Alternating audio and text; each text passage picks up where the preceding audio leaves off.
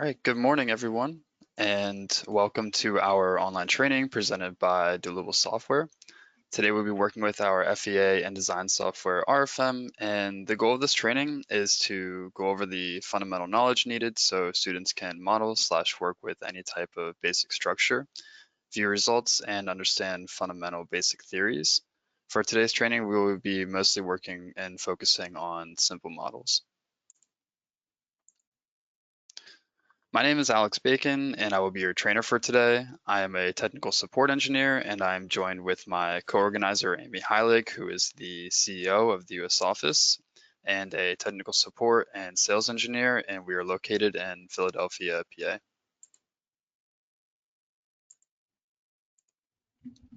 Here's the control panel. This will be used throughout the training.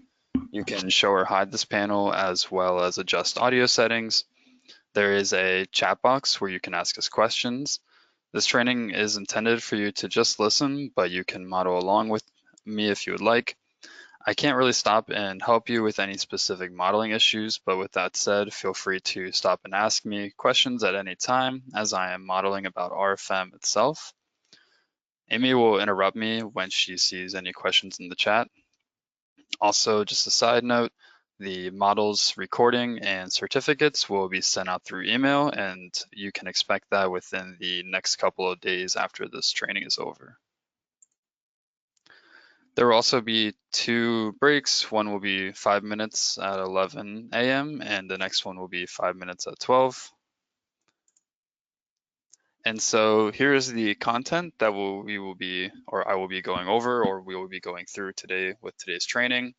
First, we will start off with going over the principles of FEA software. Then we'll run through a basic introduction of RFEM just to get familiar with the software.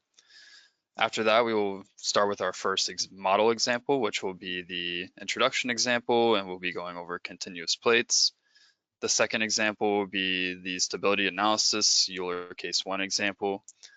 And then from there, we'll create a moment frame out of that fourth example or the second example. And then the last example we will be going through is the concrete model. So just to get started, this will be the first thing we'll be going through is the basics of FEA. So what is FEA? FEA is, well, computer software is based on the displacement method.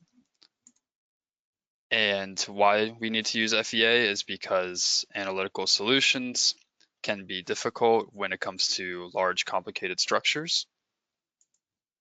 So basically, structures are then modeled and then converted into finite interconnected element meshes. And then the material and cross-section properties are given at each FE node. And the mechanical behavior is transferred between these elements. And basically the word that I would like you guys to leave here today with is discretization. And what discretization is the process of dividing a structure into an equivalent number of finite elements associated with the nodes. And so basically the workflow for an FEA calculation is the following. So the first step is the determination of the local element stiffness. And then the second step is then the program changes the stiffness relation at each FE node. And this is according to the global coordinate system. Then the third step is to then take the composition of the entire structure. And then the boundary conditions or supports are then defined, and these can consist of sliding, rigid, or hinged. And then the displacement vectors can be determined by solving for the system of equations. And then the last step is to apply the support, or is to obtain the support forces and internal forces from the calculation. So now we can move on to the first example. But before we do that, we should jump into RFEM.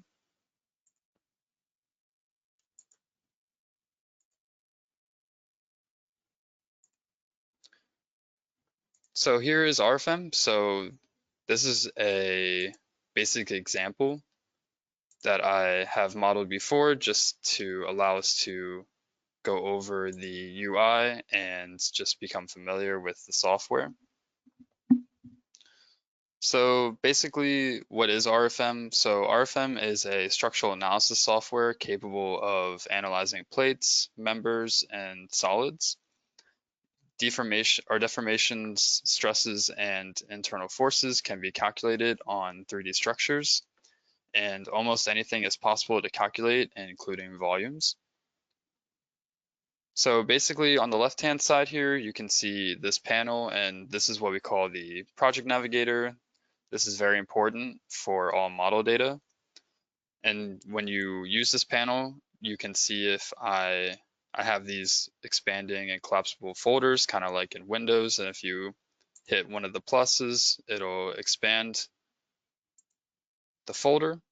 And you can see I expanded the lines folder.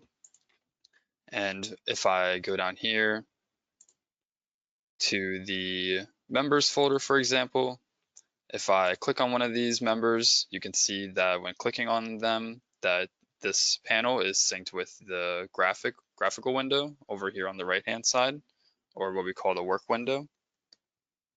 We also have tables, so you may notice if you have RFEM open on your end that your tables are displayed down here, and the project navigator and the tables can be displayed or turned off and on with these two buttons up here in the toolbar. So I'll just click this button and my table will pop up. In these tables, you can change data and you can input and delete different data, as well as go through these tabs. And if I go to my cross sections tab, just like the project navigator, this cross sections tab, you can see that the tables are synced up with the graphical window up here. So if you are having trouble locating something in this table, then you can click on it and it'll show you up in the work window. Another thing to note is maybe when you first start up RFEM, this background might be black or it could be a different color. If you want to change the background of your work window, you can do that by going up here to Options and then Configuration Manager. And within this Configuration Manager, you can change your background from white to black. And we also have an inventor background along with a couple others. Like I said before, this is the work window. So within this window, you can model and you don't have to worry about inputting anything in the tables, and you can just strictly model your whole model within this window using the grid, and we'll be going over all of this more in detail. Up here is your toolbar. So with the toolbar, you can see that it's all organized in sections, and you can right click on anywhere in the gray section.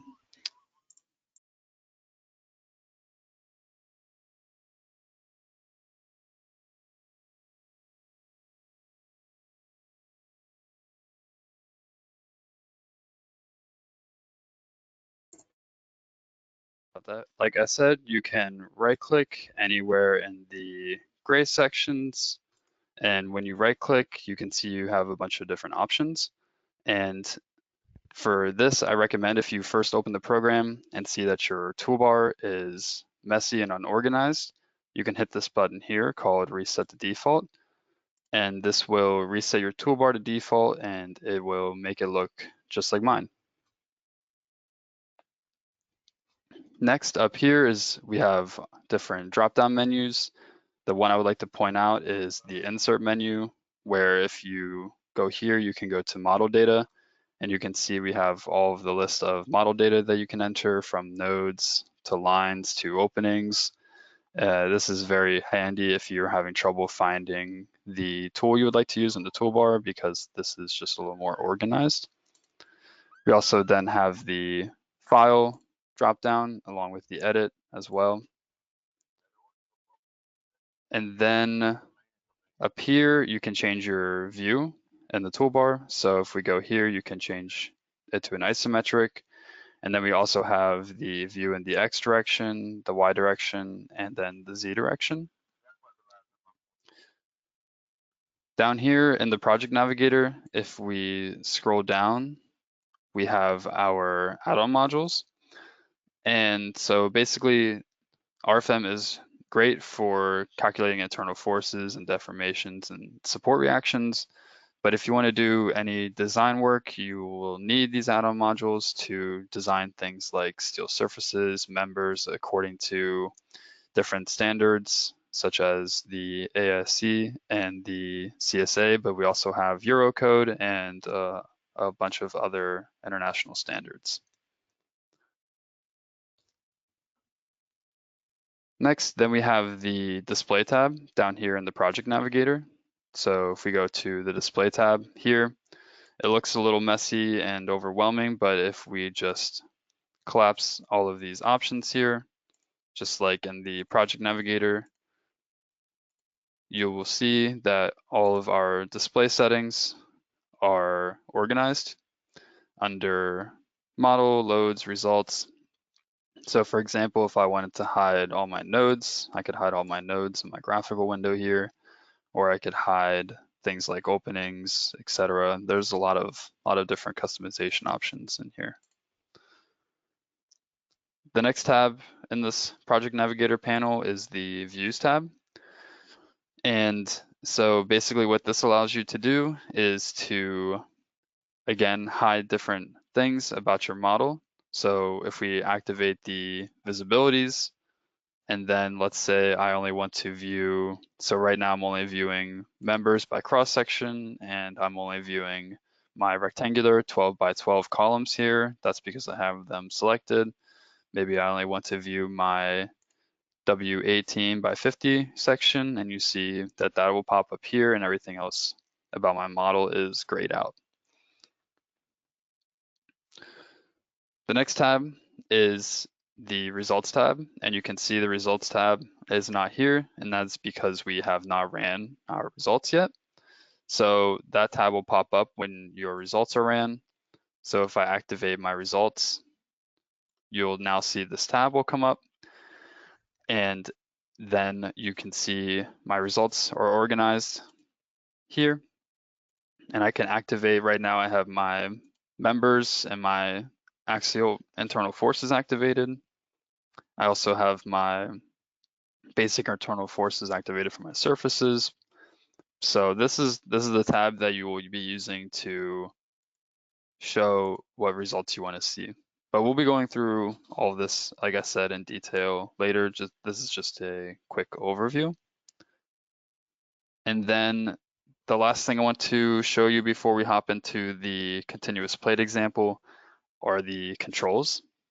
So basically, controlling within this work window, you can use your mouse for everything. If your mouse has a scroll wheel, then you can use the scroll wheel to zoom in and out of the model. And you can also rotate the model with the scroll wheel by holding Control on your keyboard. And then while holding Control, if you press in the scroll wheel, you can rotate your model like so. And then also you can use the scroll wheel by just clicking it to move your model and translation. You can also, if you don't have a scroll wheel on your mouse, you can use the keyboard. So if you hold Control and use the arrow keys, you can rotate your model with the arrow keys when holding Control. And you can also move your model left and right and up and down in translation with the arrow keys. And then you can use the plus and minus buttons to zoom in and out. One last thing is we also have this tool up here called Move, Zoom, Shift, and Rotate. And you can move your model around, and you can hold Control, and you can just use your left and right click or mostly your left click to do this. So now back to the PowerPoint.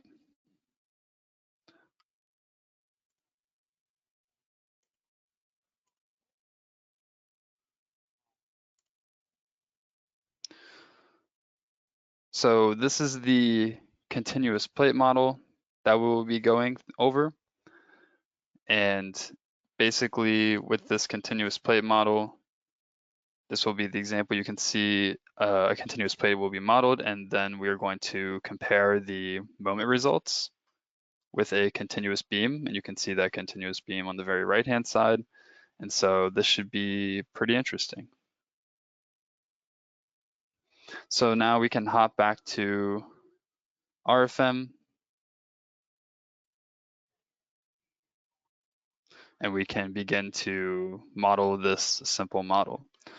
So right now I have this model open, and what I can do to open a new model is to go up here to my button here called New Model, or I can also go up here to File and hit New.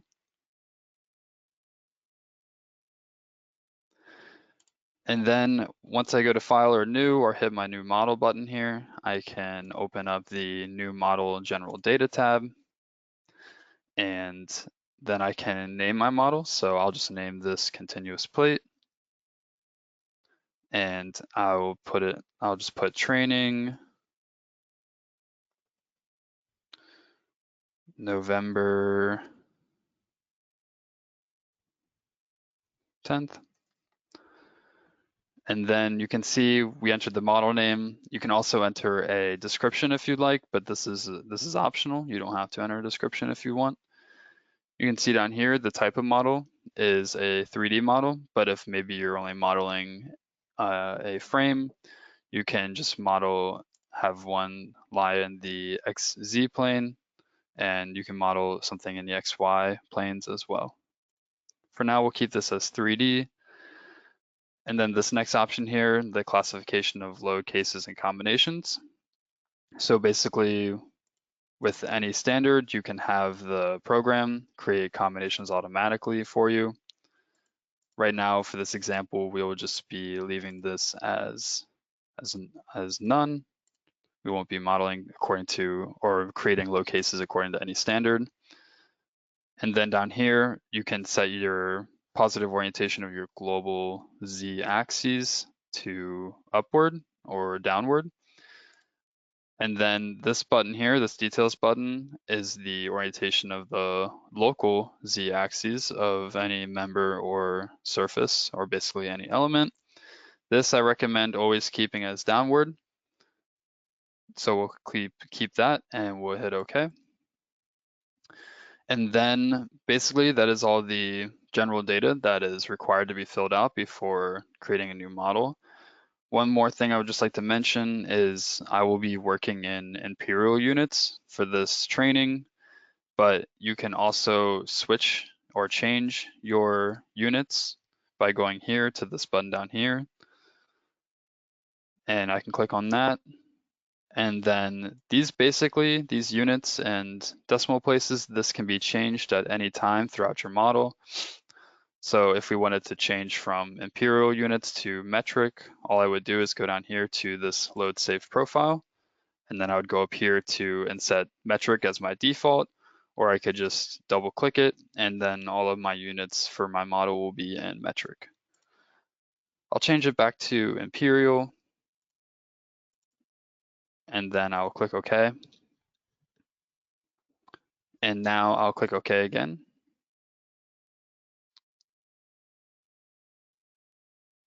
And then once I click OK, the new model will be opened up. And you can see now I have a blank work area with my blank grid here set in the XY plane. And basically the first thing we wanted to do is to create a rectangular surface. So I can use my scroll wheel and my mouse and keyboard to rotate this grid plane. And basically this grid, you can see that I have these grid points here, and I can use these to draw my surface. And each one of these grid points, since I'm in imperial units, is 1 foot by 1 foot. And this whole grid plane here is a finite 50 grid points by 50 grid points. And if you ever need to edit or change this grid plane, you can go up here to the button here called Settings of Work Plane, Grid/Snap, Object Snapping Guidelines. If I open this, I have a bunch of different options here. Mostly if you need to change the size or the spacing of your grid plane/grid points, you can go here to spacing, and you can see I have mine at 1 foot by 1 foot. And then also under here, number of grid points, you can see mine's 50 by 50. You can also change this to change dynamically according to what you're modeling, which is nice. You don't have to worry about the size of it then. So now back to modeling our continuous plate. So basically, what I want to do is just model a concrete slab or a concrete surface here on my grid. And to start doing that, I can go up here to my new rectangular surface button. Or like I mentioned before, if you have trouble finding what you need in this toolbar, you can go up here to Insert, Model Data, and then I could just go down here to Surfaces, and then I could go to Plane, and then Graphically, and then I could select Rectangle. And you can see we also have a drop down here for a bunch of different other shapes for a surface, along with you could create your own boundary lines for a surface as well. But I'll just go back here and I'll click on New Rectangular Surface.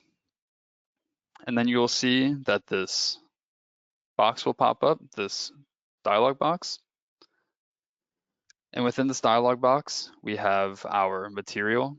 So right now, for some reason, it's set to a default of steel, but I want this to be concrete. So what I'm gonna do is set my material by going to Import New Material from Material Library. You can also create a new material, or if you have the material set but you need to edit it, you can edit the material here with this button. For now, I'll just go to Import from Material Library. And this is the material library that is used throughout RFEM for basically everything. And up here, you can see we have our filter panel on the left-hand side. And what I want to do is I want to filter to concrete and then normal concrete. And for this example, I'll just be using the American standard, the ACI, but you can see that we have a list of other standards you can choose from for your material. And then I'll just choose the latest standard. And basically I'll just be choosing 4,000 PSI concrete for this example. And now you can see that our material is set for concrete. And then the next thing that we have to do is basically just set the thickness of our surface. So this surface is going to be 12 inches. I'll click OK. And now you can see that my cursor has changed to this reticle basically. And with this, I can left click anywhere and choose where I want to put my first corner of my rectangular surface. I'm going to set it at 0, 0, 0, the origin. And then I'm just going to draw this, and this surface is going to be 16 feet by 32 feet. So I can look at my coordinates here, and I can make this 16 feet by 32 feet.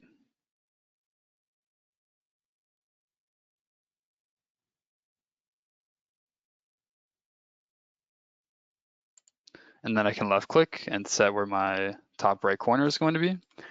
And now you can see that this gray surface has been drawn in our XY plane. And basically it's gray because it's concrete, and you'll notice if you draw steel or aluminum that they each have a different color depending on what material you use. So now that that surface is drawn, we can create a second surface right above this one. And instead of having to redraw this surface, I can simply just highlight it. And then I can go up here to my move and / or copy tool. So I'll click on that. And basically I just want to make one copy of this surface. And I just want these surfaces to have a 5-foot gap in between them. So I'm going to move this surface 37 feet in the Y direction, the global Y direction. And again, with this tool, I'm going to make one copy, and the displacement vector is going to be 37 feet in the Y. So I'll click OK. And I actually want that to be not 37 feet, I want to be 21 feet. There we go. So now we have our copy of our surface, and they are 5 feet apart from each other. So now that that's set, I just want to create one more surface. And just as an example, I can simply, instead of using the move and copy tool to create another surface or a duplicate, I can drag from left to right. And then I can, if I hold in Control and then I use my left click, you can see that when I drag this surface, that I can drag it, make it 5 feet from the other one, let go, and then it'll make a copy. So you can drag things around in RFEM and move them, but if you hold Control and then drag them, it will make a copy of the element that you highlighted. So now that I have my 3 concrete surfaces here, the next thing I want to do is just move these surfaces into the center of my grid here. So I'm going to drag from right to left to highlight my surfaces. And then I just want this to be at the origin. So I'll move them down, and then we can simply draw our continuous beam here that is going to be above these surfaces. So what I'm going to do is basically create a new member. So drawing and creating a new member in RFEM is kind of the same as drawing the surfaces. What I'm going to do is go up here to this button called New Single Member. And when I click on that, just like these surfaces, RFEM's asking me, okay, what is the cross section and what is the material of this new member that you want to draw? And basically, we don't have to worry about the member type. Beam is good. You always want to choose beam if you're drawing a beam or column. Rotation, we don't need to worry about. The main thing we want to do is go to cross section. And under cross section, member start, we want to go over here.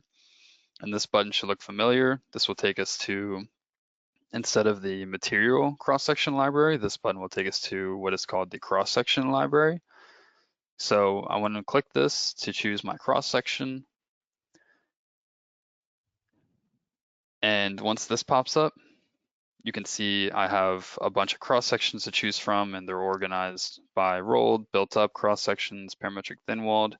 But we want to focus on parametric massive sections because we want to basically draw a member that replicates these surfaces. So we want to draw a rectangular concrete member. So I'll click on rectangle, and then with this, I can basically just tell the program, okay, I want a base of 40 inches, and then I want this to be a height of 12 inches, so it replicates that 12-inch thick surface that we have, and then the width. So then I'll go to material here, and I can choose the 4,000 PSI concrete that I created when I drew my surfaces. And now everything is set, so I can click OK. I can click OK again.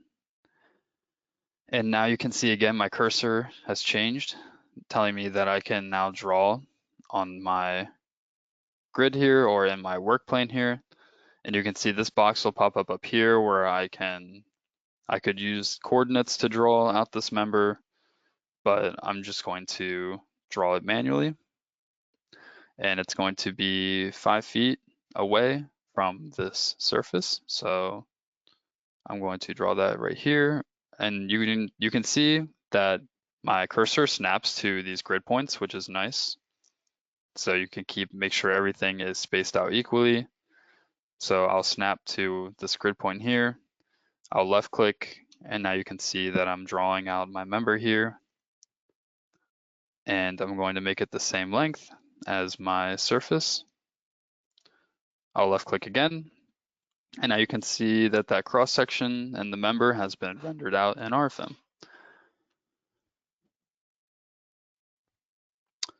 So now you may be wondering, what's the difference between this member here and the surfaces here?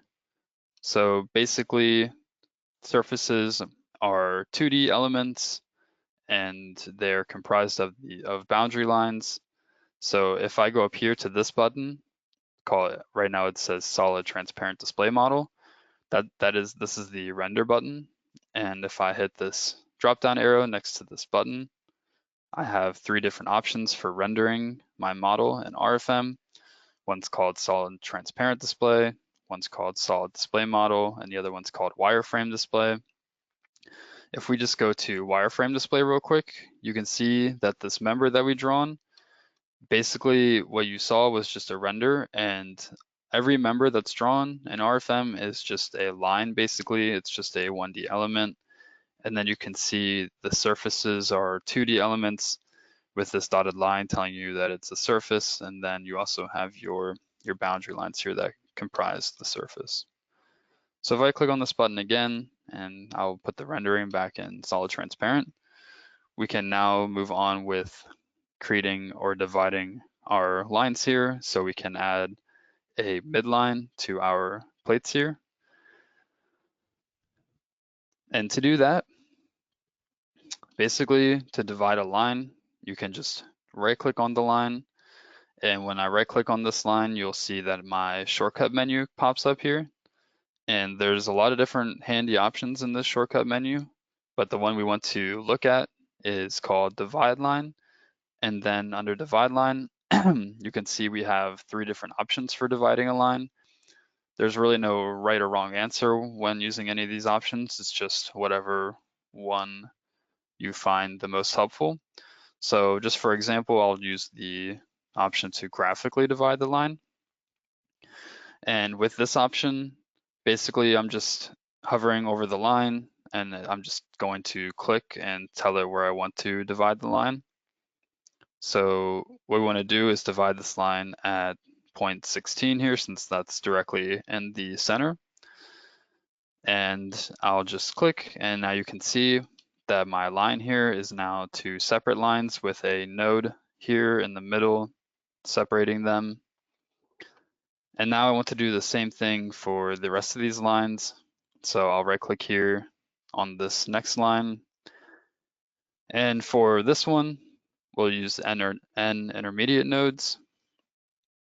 And you'll see that I'm using 1 n intermediate node, and I'm choosing to divide the line by a new intermediate node. So I'll click OK.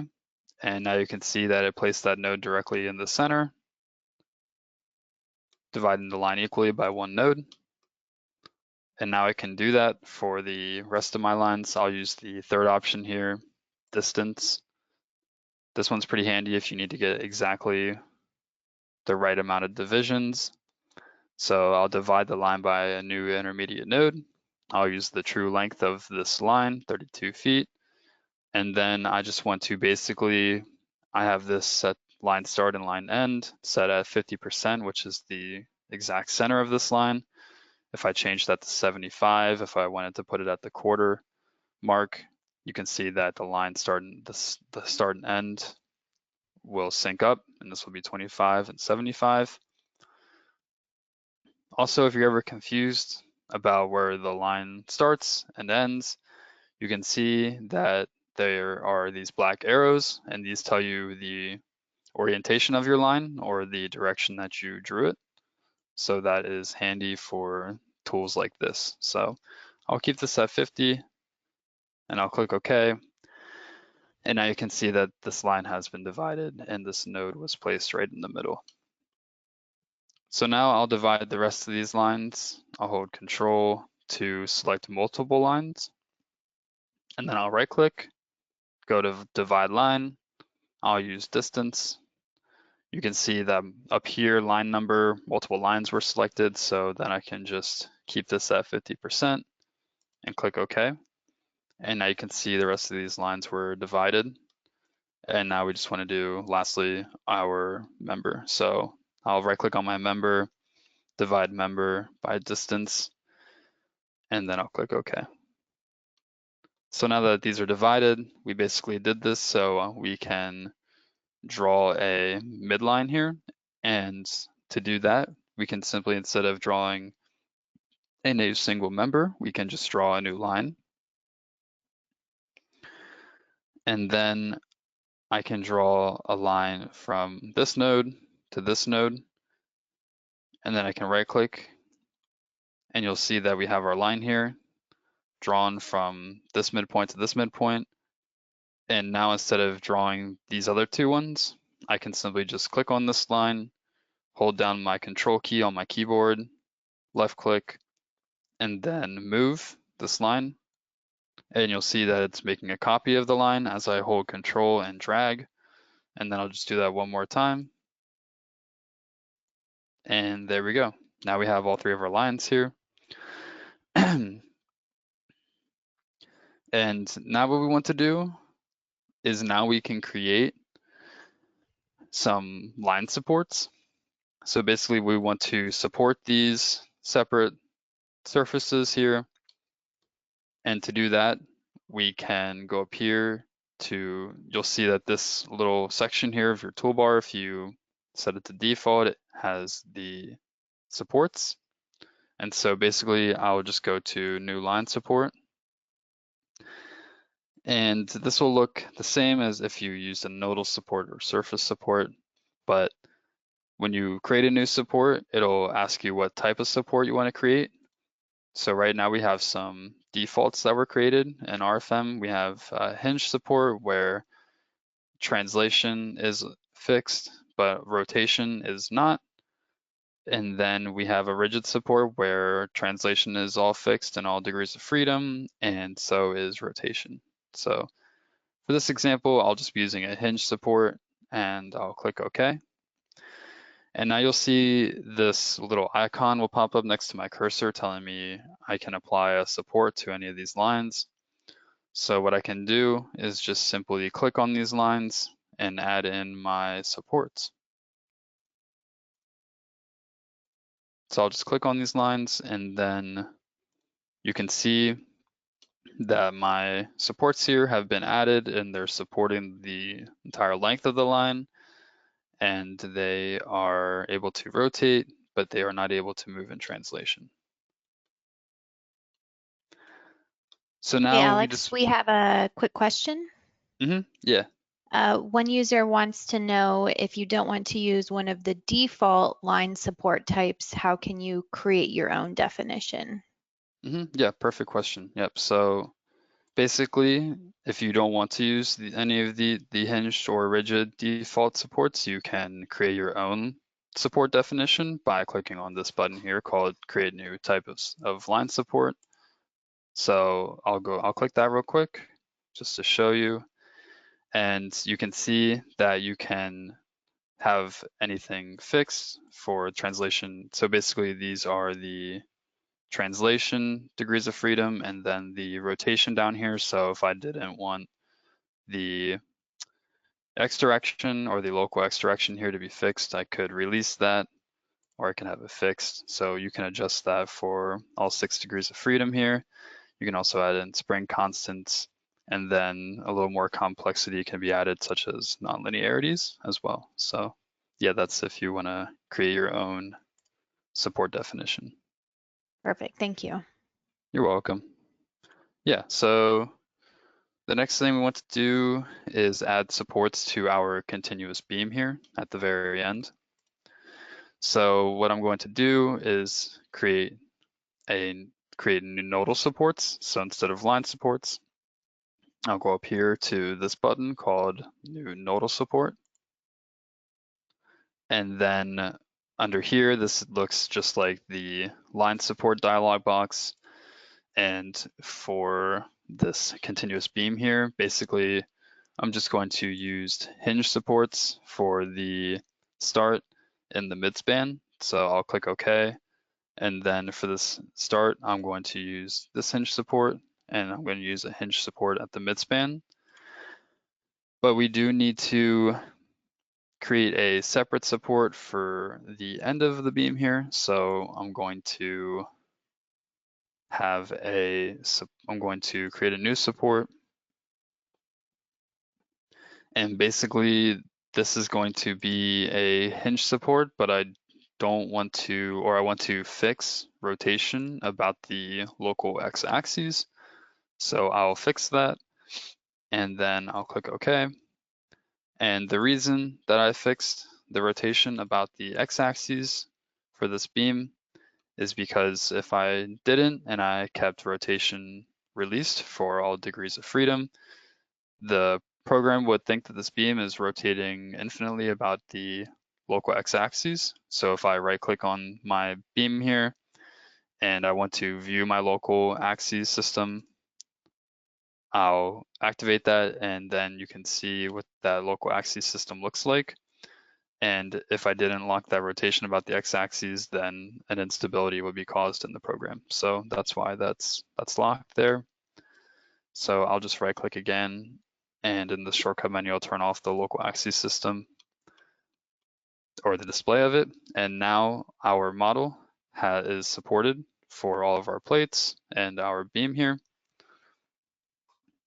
So now basically the next step we want to take is to add in the loads. But before that, I just want to ask a few questions. So I'm going to jump back to the PowerPoint real quick.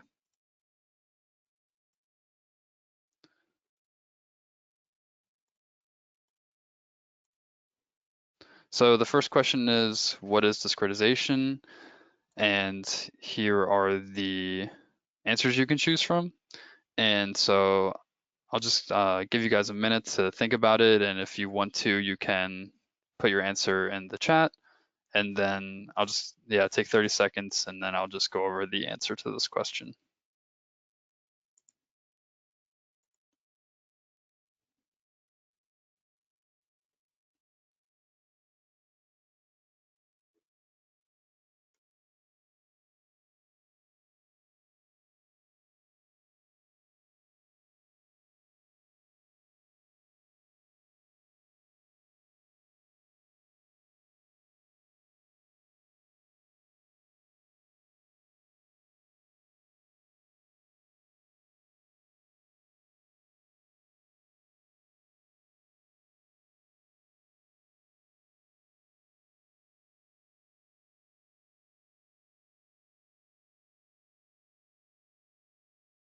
All right, so it looks like some people are saying A and some people are saying C.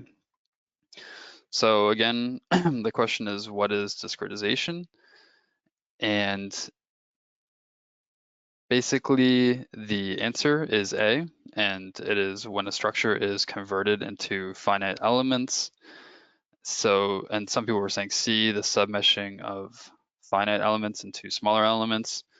So yeah, the correct answer is A, and the discretization is when you take a structure such as a building or any type of structure and you model it in a FEA software, and then basically those elements or the structure is converted into finite elements for the analysis. So then the next question I just want to ask is, what is RFEM? And here are the answers you can choose from, A, B, or C. And again, you can place those in the chat if you would like, and we can then go over that.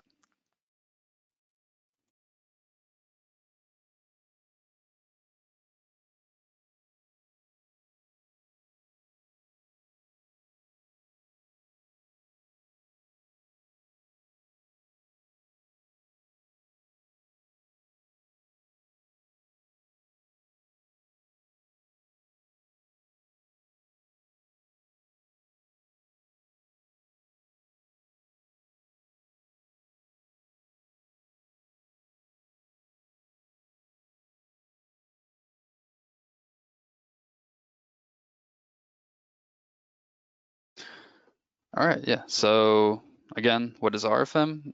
And it looks like a lot of people are saying, the majority of people are saying B, some are saying A. So the correct answer for this question is B. So what is RFM? It is a 3D FEA program for calculating members, plates, and shells. I could see some people saying A, 3D structural frame analysis program, and the reason this one is incorrect is because it RFM can run an analysis on frames, but also plates and 3D solids as well. So not just frames. But yeah. So now we can jump back to RFM and continue with modeling our example.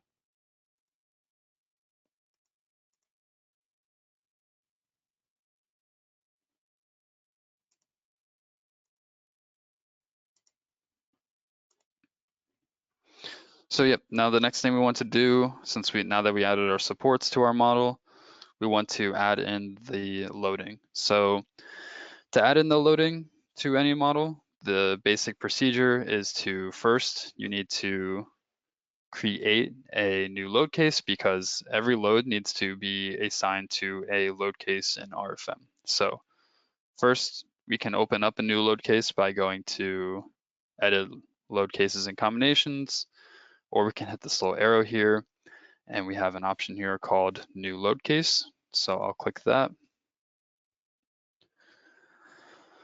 And then another dialog box will pop up, and this one's called edit load cases and combinations. And right now under the tab load cases, a new load case was created. So this one I'm just going to call test and dead load just for an example. So I'm sure for most models, you would have created dead load, and then an action category can be set. This is mostly important when you're working with for a code and you're creating load combinations. But for this example, it's not too important. But if you do check off this action category dead, you'll see down here we have a box called self weight, and you can see it's activated, and this is telling you that for this load case that the structure or the self weight of the structure is being taken into account, and you can see a -1 factor here is placed. For this example though, we do not want to take into account self weight of our example here, so I'll just deactivate that, and then I will click OK. And now you can see up here it says test dead load case 1. This is the only load case we have, so when I hit this drop down, we only have one to select from. But now we want to, when we apply our loads, they will be attached to this LC1. So now we want to create a surface load to apply to our 3 plates here. So to do that, I can go up here to new surface load. I'll click on that. And then for a new surface load, basically what you want to do in this dialog box is work from the load type. So we want this to be a force, and the distribution onto our plate here is going to be a uniform distribution, and it's going to be applied from the top down. So that will be our global z-axis, the true area of it. And then now that that's all set, we just want to tell the program what magnitude this loading is going to be. And so this loading is going to have a negative 210 pounds per square foot, or 0.221 kips per square foot. And I place the negative sign to tell the program to apply it from the top. So I'll click OK. And now it's asking me, okay, what surfaces do you want to apply this load to? And so I can use my cursor here to click on my surfaces here. And now you'll see if I can hit escape or right click to cancel out of that tool that my uniform loading was applied. And you can also see the value of what that loading is as well. So now what we want to do is add a uniform load to our member here. So I'm going to go up here to new member load. And then I'm going to click on the load type. So this looks pretty familiar to the surface loading. I'm going to click on load type. I'm going to have it make it a force. It's going to be uniform. And then again, it's going to be in the global Z axis direction. And then the load parameters, it's asking me what magnitude of this loading or what the magnitude of the loading will be. So I'm going to make this the same basically as the plates. So that is going to be negative 0.21 kips per foot. So I'll click OK. And then again, it's asking me, okay, what member do you want to apply this loading to? I'm telling it this member right here. I'll right click and now you can see that my uniform forces were applied. Hey, Alex, another quick question. Mm-hmm. Going back to the member load dialog box, one of the users wants to know how to apply a load with an eccentricity. So I think you can go ahead and show the detail options next to the force load type. Oh yeah, yep. Okay, yeah, so yeah, if you want to apply a load with an eccentricity here, you can set, basically, like Amy said, click on this details button next to the force, and then you can set an offset in either the Y, the local Y direction of the member axes or the Z direction. And you can enter in, right now it's set to inches, how much you want to offset that loading. And then down here, it's basically asking, okay, what relatively to where on this cross section do you want to offset that loading? And you can see when I click on either of these directions here, I can have it offset from the center, the direct center, the shear center of the cross section, or the top of it, etc. And you can do that for the member start or the member end, basically. Okay, thank you. You're welcome. Yep. Yeah, so actually let me make sure that's, yeah, okay. Yeah, so now to move on to, let's see. The next thing we want to move on to or to talk about, the next topic, is basically FE mesh refinement. So just a quick overview or background. So basically these surface elements, I'm going to toggle off my loading real quick. You can show or hide your loading by clicking on this button up here called Show Loads. So I'm going to click on that. But basically, FE mesh refinement. So if I go up here to calculate and I hit generate FE mesh, this is normally done automatically when you run your calculation, but just for example purposes, I'm going to generate it just so we can see what it looks like. And looks like it might be turned off.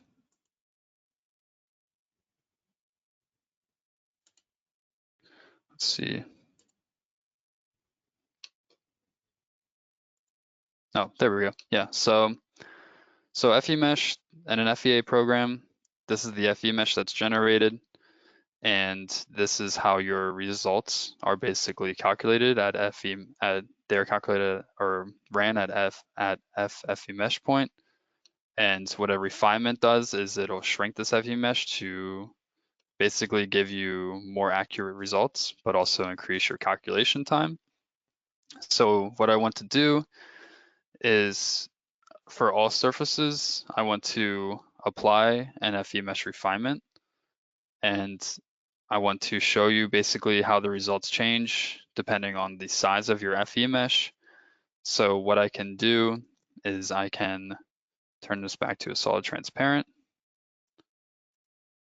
or just a solid rendering, and I can add an FE mesh refinement you can do this by right clicking on the element you want to add the FE mesh refinement to, and then going to FE mesh refinement and then new. Another way to do this is, for example, you can use your project navigator here on the left-hand side to add in different input data. So we can go up here to this folder called FE Mesh Refinements. I can right click on that and I can select new FE Mesh Refinement. And with this, I want this to be a surface refinement. And for this first surface, I'm going to make it the smallest FE Mesh refinement of 0.2 feet. So I'll click OK. It's asking me what surface I want to apply this to. And it's saying surface number. And I can click on this here to select the surface I want to apply it to. So I'll select surface 1. And then I'll click OK. And now it deleted my FE Mesh. And if I go back in here to generate FE Mesh, you can see how much smaller my FE Mesh elements here are to the basic FE Mesh that was applied globally in the beginning. So I'm going to apply 2 more FE Mesh refinements to the last remaining 2 surfaces. I'm just going to right click and go to FE Mesh refinement and then go to new. And basically when I do this, I want to create a new FE Mesh refinement. And I'm going to make this one 0.4 feet. I'll click OK. And then the last one I'm going to make 0.6 feet. And this will allow us to get a nice visual when we produce our results to see how the results change depending on the size of our FE mesh here. So I'll make this one 0.6 feet. And now that our FE mesh refinements have been created, what we want to do before we produce our results is create a section cut through our plates here. And this will allow us to get a nice diagram or visual of the internal forces of our plates. So if you want to create a section cut within your model, you can go up here to define section and result diagrams. And then you can create a section numerically. And this is the new section dialog box. So it's asking me, okay, what section name do I want to make it? I'll just call it AA. I want the section to go through surface, and then section type will be via plane. And then I just need to tell it, okay, where is the section starting and ending? I can enter those coordinates manually here, or I can just go to select the edge points of the section. And you can see we have a lot of different snap options in RFEM, just like in AutoCAD, where you can select the midpoint and my cursor will snap to the midpoint of that line. And then I can just have my cursor snap to the other midpoint. And basically, this is all we need to add. And it knows what plane we want the section cut to be in, because right here you can select the local and plus or the positive Z plane. So we'll keep that set. And now we can click OK. Now we have our section here, and we'll get a better understanding of how this section works once we run our results. And now, instead of having to recreate that section for the last 2, I can again hold my handy control key here, left click, drag. Oops, let me just select it and then hold control, and then drag, drop. And I created a copy of my section there. Again, I'll select it, hold control, drag, drop. And this is a pretty great workflow for RFEM, holding control and copying things instead of having to recreate them. So now you'll see that my sections, or hopefully you can see that my sections have different names. And if I want to change those names real quick, I can go to my project navigator here and look at my model data, scroll down, and I can find the sections folder. If I expand that, you'll see we have AA, AA1, AA11, and I can change these names if I want to by just editing them. So we would want this to be AB, and then we would want this third one to be AC. So great, yeah. Everything is basically our whole model here is ready for to run the calculations. We have our supports, we have our loading applied. So now the last thing to do is to run the calculation. So to run your calculation, you can go up here to calculate and calculate all, or you can use this button in the toolbar just called calculate all. So I'll click that, and then once I click that, RFEM will take about, usually depends on how large your model is and how refined your FE mesh size is. But for this smaller model, it shouldn't take too long to run through the calculations since we only have one load case as well. So right away, you'll notice that our results have ran, and right now we are viewing the global deformations of our plates here, along with the global deformation of our member here, which might be a little hard to see, but that's signified using a yellow line. I can also, for a cleaner look, I can go down here to grid, and I can make my grid disappear, and now we get a better view. So yeah, like I said, the global deformations, we have our results tab here that I talked about in the beginning that came up, and we have our global deformations checked off. And then the next bit of information or results we would like to view, maybe our member results. So I'll click on member, and then maybe we want to view, I don't know, the axial forces of our member, which we don't have any right now, but if we want to view our moment about the y-axis of our member here, you can see that that moment diagram is displayed directly on top of our member, and we have a maximum moment of negative 6.7 kip feet, and then we have our positive moments down here. We can also then view our surface results by scrolling down here to surface and then checking off surfaces so we can view the internal forces of our, whoops, sorry about that. So we can view the internal forces of our plates here. So now that I have the surfaces checked, I can check the moment along the x-axis. And this is the basic internal moment, like I said, along the local x-axis. And every element has a, like I said before, has a local axis system. And this is what the lowercase, if you ever see the lowercase letter within RFEM, this is referring to the local axis system, which you can see when I hover over the surface, you can see this. And then the capital letters refer to the global axis system. So in order to see the results better, I can activate the sections that we created by scrolling down here and going to checking off sections. And then once I check off sections, you can see that the basic or internal forces, the moment along the local axes, is displayed as a diagram in this section cut, and that will allow us to compare these results to our continuous beam here.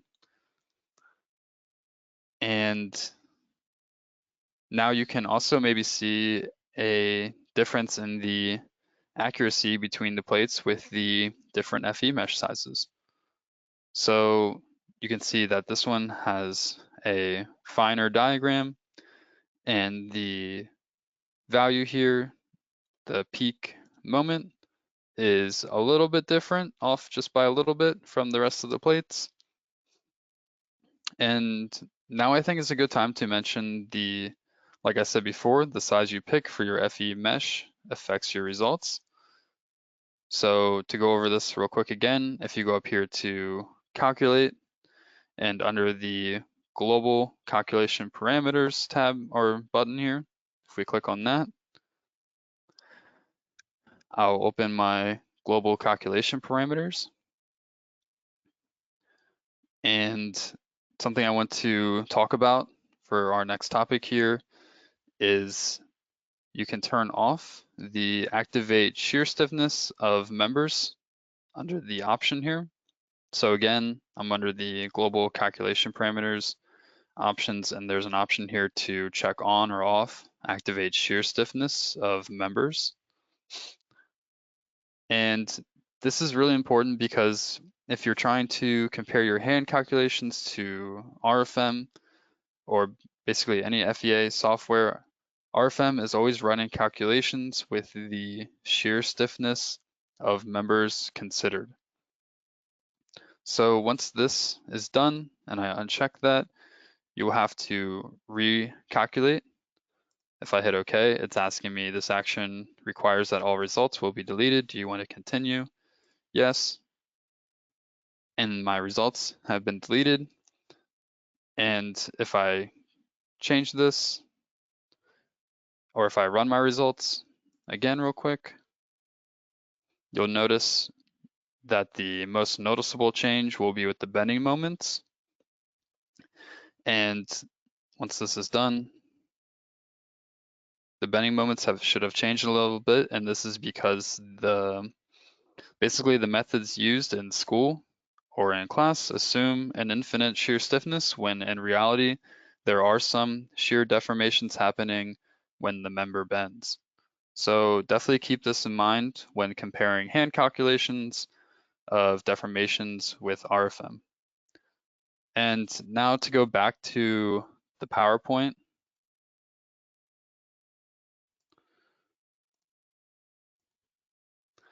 we are going to go over and compare two plate theories. So basically to help you understand, I will use beam element theories as an analogy. So the first theory we have is Bernoulli's, and basically, and then the second theory we have is the Timoshenko theory. And we're going to compare those, or compare these. And so basically the assumptions that are made for Bernoulli's is that all cross sections remain in plane and perpendicular to the member axes.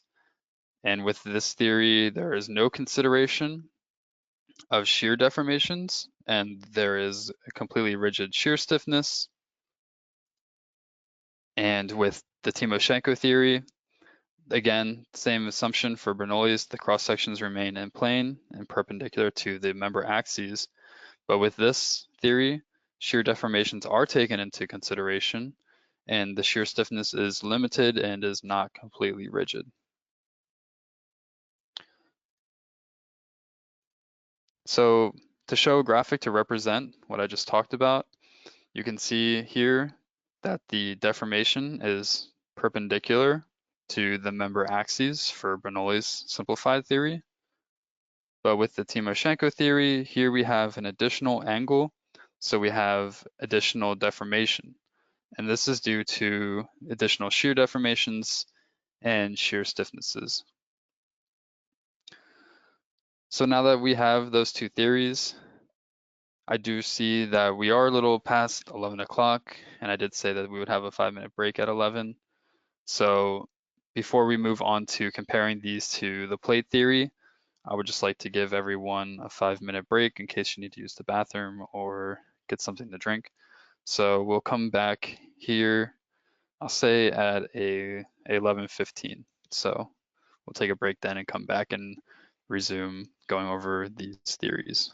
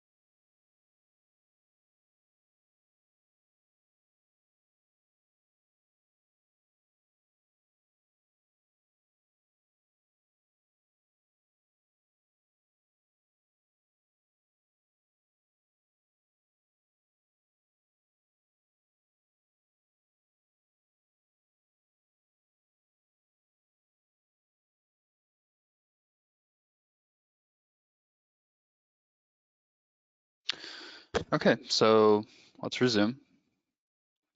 So I did see there was a question about how to edit the section stiffness for members and for columns, beams, and slabs. So I can just jump back to RFEM real quick and just go over that real quick. So real quick, we can go back to RFEM. And if you need to modify the stiffness for any of your columns, beams, or slabs according to a standard, or you can just set a custom one. So if I go into if I want to edit my member or slab here, I can simply just double click on it. And then we have a tab here called Modify Stiffness. So if I click on that tab, you can see that it's asking me, okay, what definition type would you like to apply? And you can see we have a couple of different standards here, but what you can do is add in your own custom modified stiffness. And you can see that under multiplication factors, you can change the factor for your torsional stiffness, flexural stiffness, axial stiffness, and shear stiffness of your members if the code that you are designing per is not located under here. And again, real quick, you can also just do that for your slabs as well. It's basically the same procedure. You can go and double click on it and go to modify stiffness and then change your definition type here. So just to jump back to the PowerPoint and continue learning about plate theory, I'll jump back here and just to reiterate what I talked about before we took a break was basically Bernoulli's theory takes into consideration shear deformations, or does not, I'm sorry. Bernoulli's theory does not take into consideration shear deformations and assumes completely rigid shear stiffness, whereas with the Timoshenko theory, it does consider shear stiffness as limited and is not completely rigid. And again, graphically, you can see this between the two theories. So now these two theories we can apply to plate elements. So an equivalent analogy for plate elements, we have the Kirchhoff theory, similar to Bernoulli's, but for plates, and a similar theory to the Timoshenko theory is the Risner-Minland that works basically the same way for plates. So here are the assumptions for the Kirchhoff theory and for the Risner-Minland theory. So basically these two theories share very similar assumptions. You can see that they both assume geometrically linear small deformations. They both assume a linear elastic material is used, basically referring to Hooke's law. They assume that the cross sections remain flat with no warping, and they both assume a constant thickness for the cross section. But the differences come when it comes to shear deformations. The Kirchhoff theory does not take into consideration shear deformations, where the Resner-Minland theory takes into consideration shear deformations and also takes into consideration transverse/lateral strains. So we can move on to the next slide and we can take a better look at what transverse/lateral strains means. So here we have one beam, and when a tension force is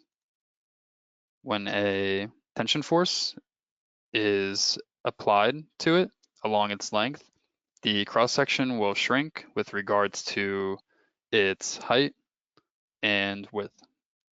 So the factor here is mu, and this is what takes into account this consideration. And so just to reiterate, the Kirchhoff theory and the Resner-Minland theory, the Kirchhoff theory does not consider shear deformations and it yields great results when using very thin plates, for example, concrete slabs. And you also have to keep in mind that it only considers pure bending, load-bearing capacity, and it's also considered a simplified approach. With the Resner-Midland theory, the results are pretty good for thick and thin plates, and then shear influence component is relatively high for this theory. There's also a significant error when neglecting shear force. This also results normally, or tends to result in a higher value approach, and also produces more accurate shear forces. So in my opinion, the Resner-Midland theory is what you should use, but it is good to know the difference between these two plate theories. So now we can move back to the program and see this in our model.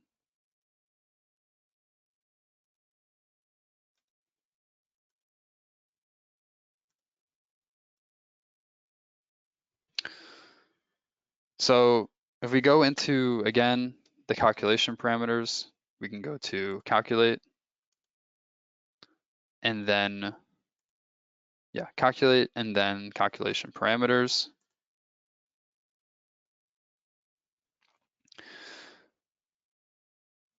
You will see, again, under these options down here, that the default is set to the Resner-Midland theory for plate bending theory. And remember, so if let's see, we take a look at our results here, mostly for, let's say we want to take a look at our results, the shear results for our member here, or we want to take a look at the shear results for our surface. So let's see, we have a peak for this middle one of -2.032 kips. So if we go up here to calculate, calculation parameters, try to remember that result. If we set this to the Kirchhoff theory, which does not take into consideration shear deformations, we can click OK. It's going to ask me to recalculate. We can run the calculation real quick.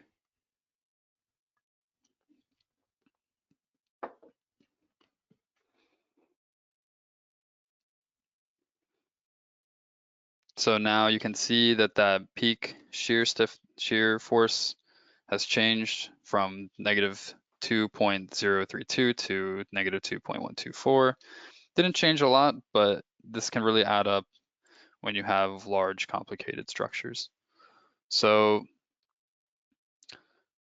now back to RFEM real quick, or back to the PowerPoint real quick. I just have another question to ask everyone, just to check and make sure everyone's understanding is okay. So basically, what happens if the question is what happens if the shear stiffness is activated? And here are the options, or the answers to choose from, and then I'll give about everyone 30 seconds to look over and think about it, and you can also put your answers in the chat if you'd like, and we can go over it.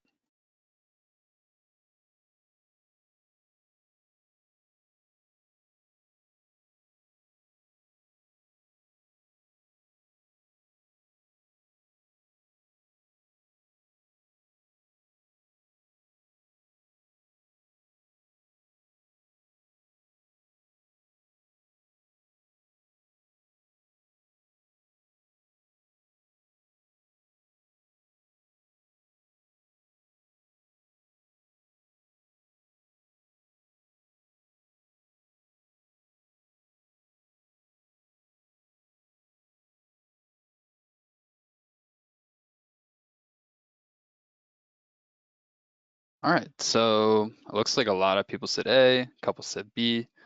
So the question again, what happens if the shear stiffness is activated?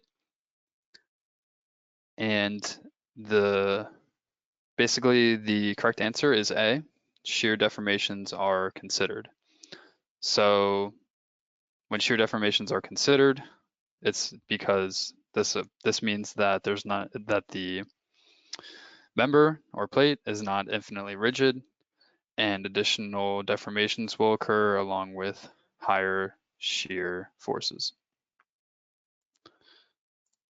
Then the next question, or this is a true or false, is the plate theory of Kirchhoff does not consider any shear deformations.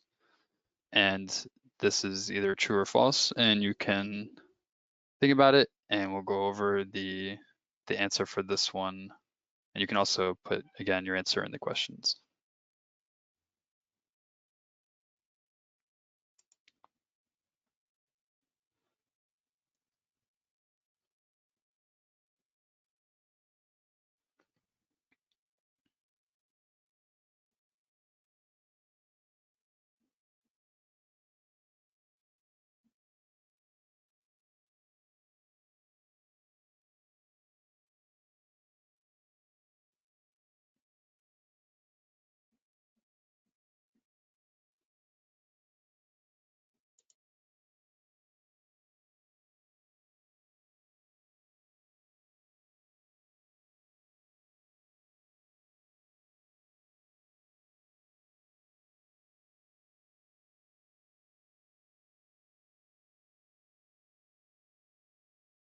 Awesome. So it looks like most of you are saying true. The majority of you are saying true, and some of you guys are saying false. So this one is true. The plate theory of Kirchhoff does not consider any shear deformations. So this theory does consider, if you have this activated, does consider an infinitely rigid shear stiffness, which is normally what is assumed in school, but does not happen in reality. So now we can move back to RFM, and basically that was the end of the continuous plate example and going over plate theory. So the next model or example we're going to move on to is we're going to get into the Euler case 1 and stability analysis of a frame. So we can hop back to RFM and begin modeling and going through this example.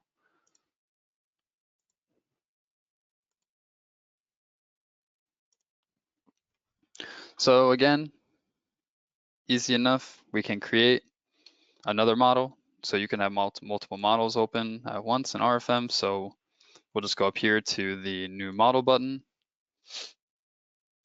and click on that. And then we'll have the model name. We'll call this one Euler case 1. Training November 10th. And then we can put a description in. This will be a 3D model. We're not going to create any load cases or combinations according to any standard or automatically. Keep everything the same. We'll click OK. And this model is going to be very simple. We're just going to create one single member or column.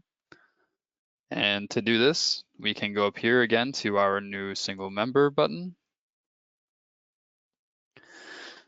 And the new single member will be, again, a beam type. And we want to create this cross section. So I'll click on that. And this cross section is going to be a I-beam. So this is under our rolled sections, I-beam.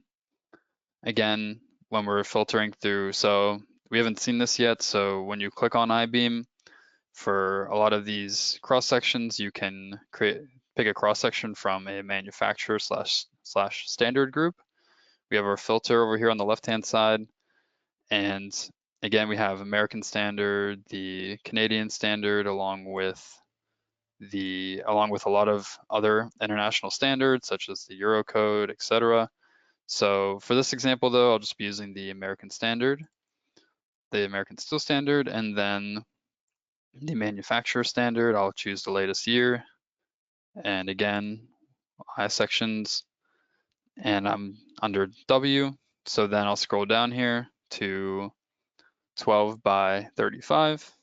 just using this for an example. So I'll pick 12 by 35. And then the material, I would like to choose a material from, or import one from our material library. So I'll click on that. Again, so this column is going to be metal, it's going to be steel, and then I'm just going to choose an American Standard, and then I'm just going to choose steel A992, this material. And something I didn't point out earlier is when you select your material, you can see down here, you have your material properties. So your modulus of elasticity, shear modulus, etc., and yield strength, very good to know. So we'll click OK again. Our field has been filled out here, and you can see our cross-section. You can also view info about cross-section or some information. So if I click on this little eye right here, I can click on that and we can get our cross-section properties. This is also very good to know, you know, dimensions, shear area, moment of inertia, etc. Great to know. So we'll click OK. And now basically we're going to draw our member like we did before. And let's say I wanted to draw my member perpendicular. I'm drawing a column. If I wanted to draw this member along the z-axis or perpendicular to this work plane, there's two ways to do that. I can either go up here to change my work plane from the XY work plane to the YZ work plane, or I could do the XZ work plane and change my work plane to a vertical plane here. Or I can also simply just go over here to this box and I can choose length and check off this box called length and direction. My column's going to be 30 feet tall, and I can tell it, okay, so I want to draw this perpendicular to my work plane in the positive direction, and then I can simply just draw it or click, tell it where I want the base to go. And again, we can also just change the work plane, and I could just draw it manually on the plane here and just tell it 30 feet high. So I'll draw it, I'll click, and then I'll right click to exit out of that tool. And then I'll add a rigid support down here at the bottom. So another thing I would just like to mention real quick is you've seen me highlight. If you highlight from left to right, the box is red, telling me that I'm only selecting elements that are fully engulfed in this box, such as this origin node here. But if I draw from right to left, anything that touches the box will be highlighted. So this is nice just for selecting objects such as this origin here, instead of having to, you know, click on it. I can just select that real quick. And then I can add a support to the bottom here. Since I already selected my node here, I can go up here to my button, nodal support, and then I can create my support here like we did before. I have my presets here. I can just select rigid. This rigid support will fix all degrees of freedom. I'll click OK, and now that rigid support is added to the bottom there. Now the next thing we want to do, now that our Euler column 1 is created, and the next thing I want to do is go over here to, well, basically we want to add loading to this column. And again, to add loading, we need a load case for the loading to be assigned to. So I'll go here, I can either click new load case, or I could just I want to add a nodal load to the top of this column. So if let's say I don't have a load case defined and I click on some kind of loading, the program will be like, okay, you don't have a load case, so you need to create one before you can add loading. So the dialog box will pop up, and I'll just name this one test, dead load. My action category is set automatically to dead. Again, self weight for any dead load created is automatically activated. We don't want self weight to be activated for this example, so I'm going to deactivate it by unchecking that. I'll click OK.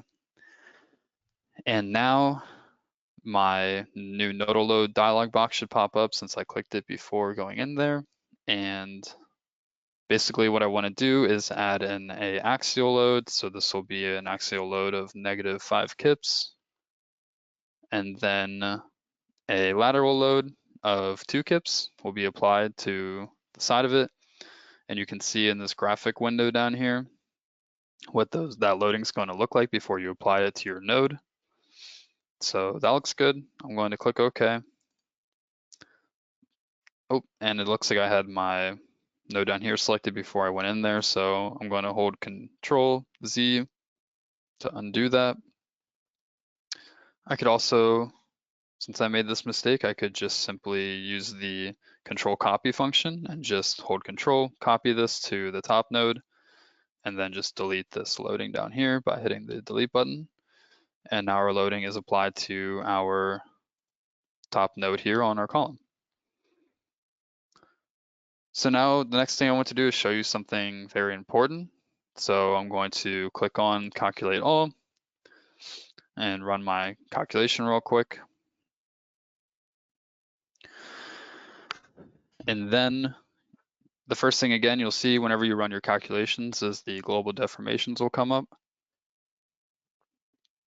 And then what you want to do is show the internal forces of this member. So I'll check off members, and then I will check off right now I'm showing the moment. So you can see my moment diagram along this member. I have a max moment of -60 kip feet down here at my base. That goes to 0 at the top.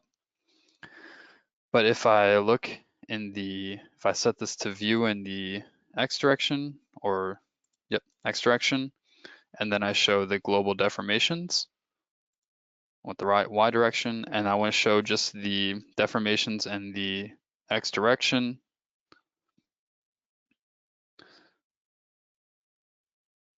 You can see that it's 3.782 inches in this direction. And now I just want to show you how this linear or first order calculation differs from a second order calculation. So this calculation that we ran with this load case was just a simple linear calculation. So if I open up my load case again, if I go to load cases and combinations,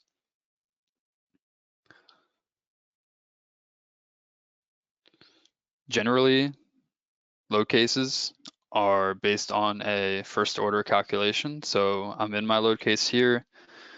This looks familiar with the general tab, but if I click on the calculation parameters tab, you can see that our method of analysis is set to geometrically linear analysis. And normally, like I said, load cases are based on a first order analysis, and load combinations are normally based on a second order analysis. And maybe you recognize a second order analysis based on the name, P delta or little p delta. So we can change this load case to a second order analysis.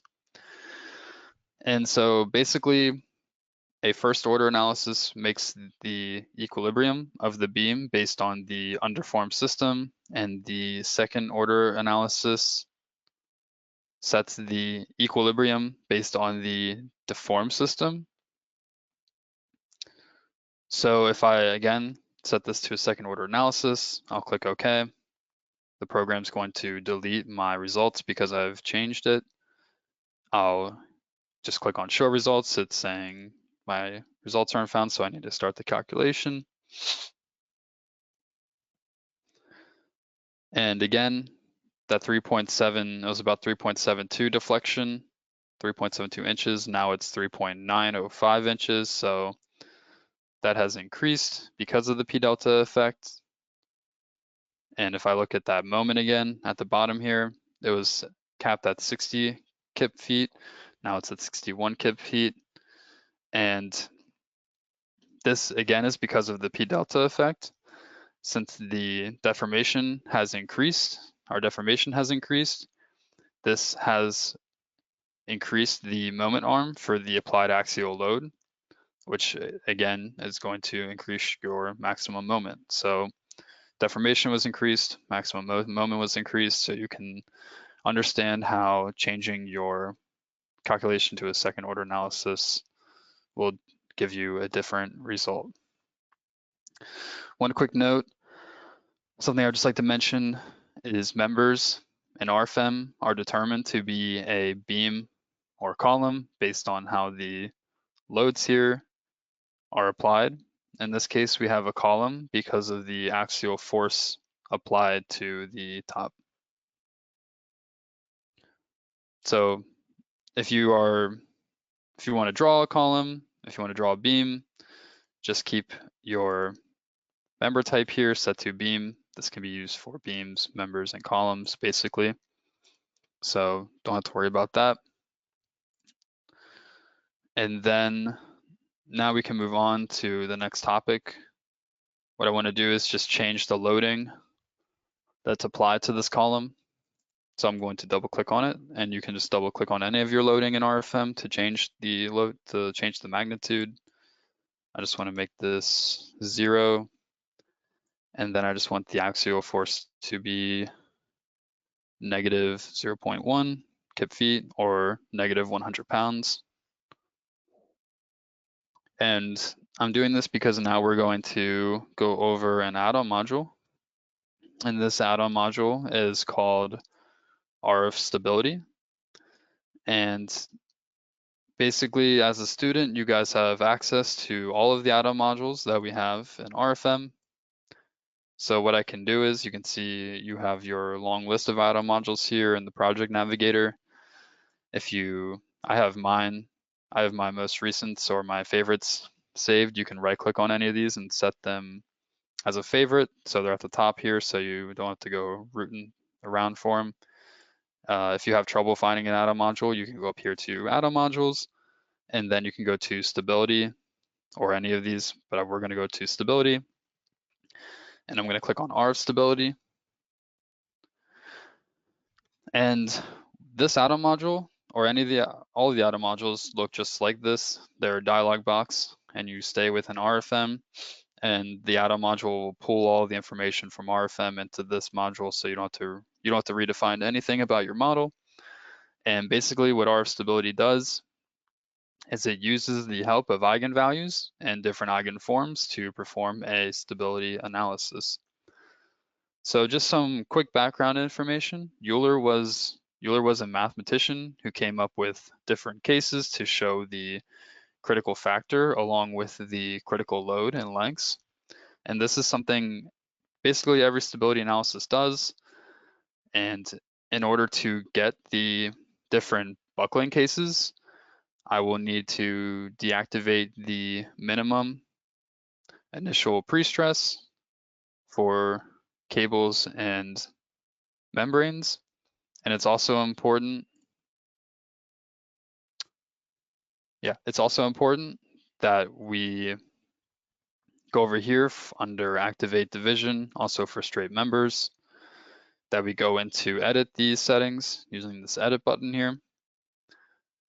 And we want to make sure that's activated.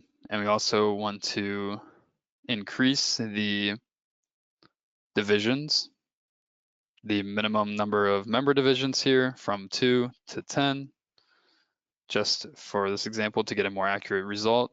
So we'll click OK. And now I can simply just hit calculate. So you can see that I have my load case / combination. This is the load case that the module is going to pull the axial forces from.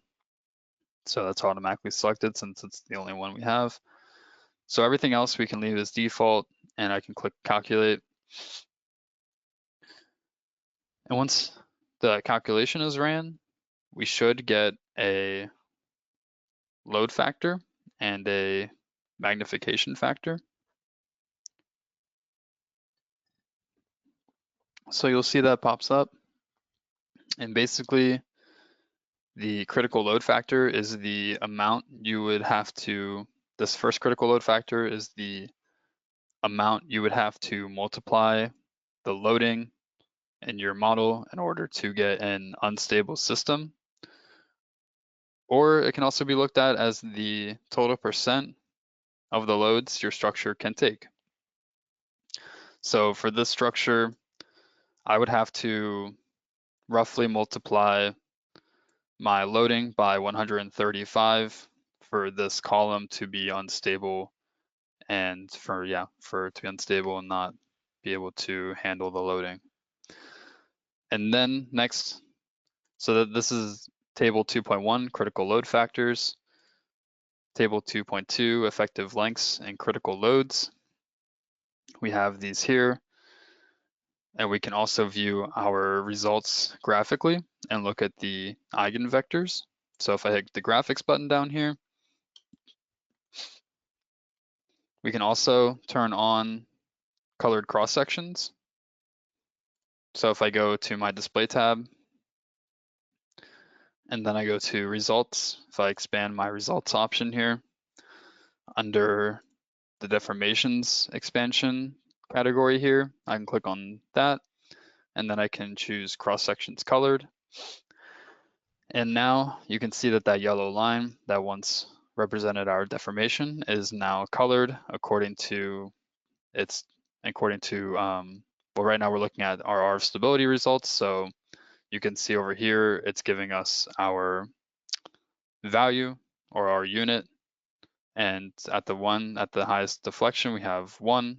And then you can see how the colors correspond to these separate values. So now, right now, we're taking a look. If we go, this is the panel that comes up whenever you run your results. It gives you the color scale here. We also have our filter tab here at the very end, along with our factors tab here. So the factors tab for our stability is important because in here we can take a look at right now we're looking at our first eigenmode. We can then take a look at our second eigenmode here, our third eigenmode, and then our fourth eigenmode. But mostly focusing on the first one, I think it's clear that the column will first be unstable, and it's, whoops, didn't want to adjust this factor. In its first eigenmode, it'll be it's clear that it'll be unstable in the weak axis direction. As you can see, the deformation is in the weak axis of the column. In the y direction, about the local z axis. And this, so if I turn on my local axes of my member here, you can see that it's bending about its weak axis, about the local z axis here in the y direction. And again, if we take a look at our cross-section properties, this is mostly because that is the lower moment of inertia value here for about our z-axis. So this is why the column buckles around this axis. And if we choose this button here, we can jump back to the RF stability add-on module. Hey, Alex, this might be a good time just to ask a couple questions. When you went back into RF stability, one attendee is wondering, why do we deactivate the active minimum initial pre-stress option under the general data? Yeah, so I can comment to that. I would say that in this situation, it doesn't matter. We don't have any cables or membranes to consider with this eigenvalue analysis. So whether you activate this or deactivate it, it should not have much influence on this particular design because we just have a typical steel type member. So hopefully that answers that question. Okay, awesome. Yeah, good question. The other question is unrelated to RF stability, which you can just quickly mention maybe. One user is asking how we can consider P delta analysis automatically in the load combinations. So maybe you can explain what's default and what's not for load cases and combinations. Okay, yeah, I can go over that real quick. Yeah, so basically with the load cases and combinations, with load cases in particular, the default for load cases is always in the program geometrically linear analysis, or is a first order analysis. And with load combinations, I can create one real quick. The default for a load combination is always a second order analysis.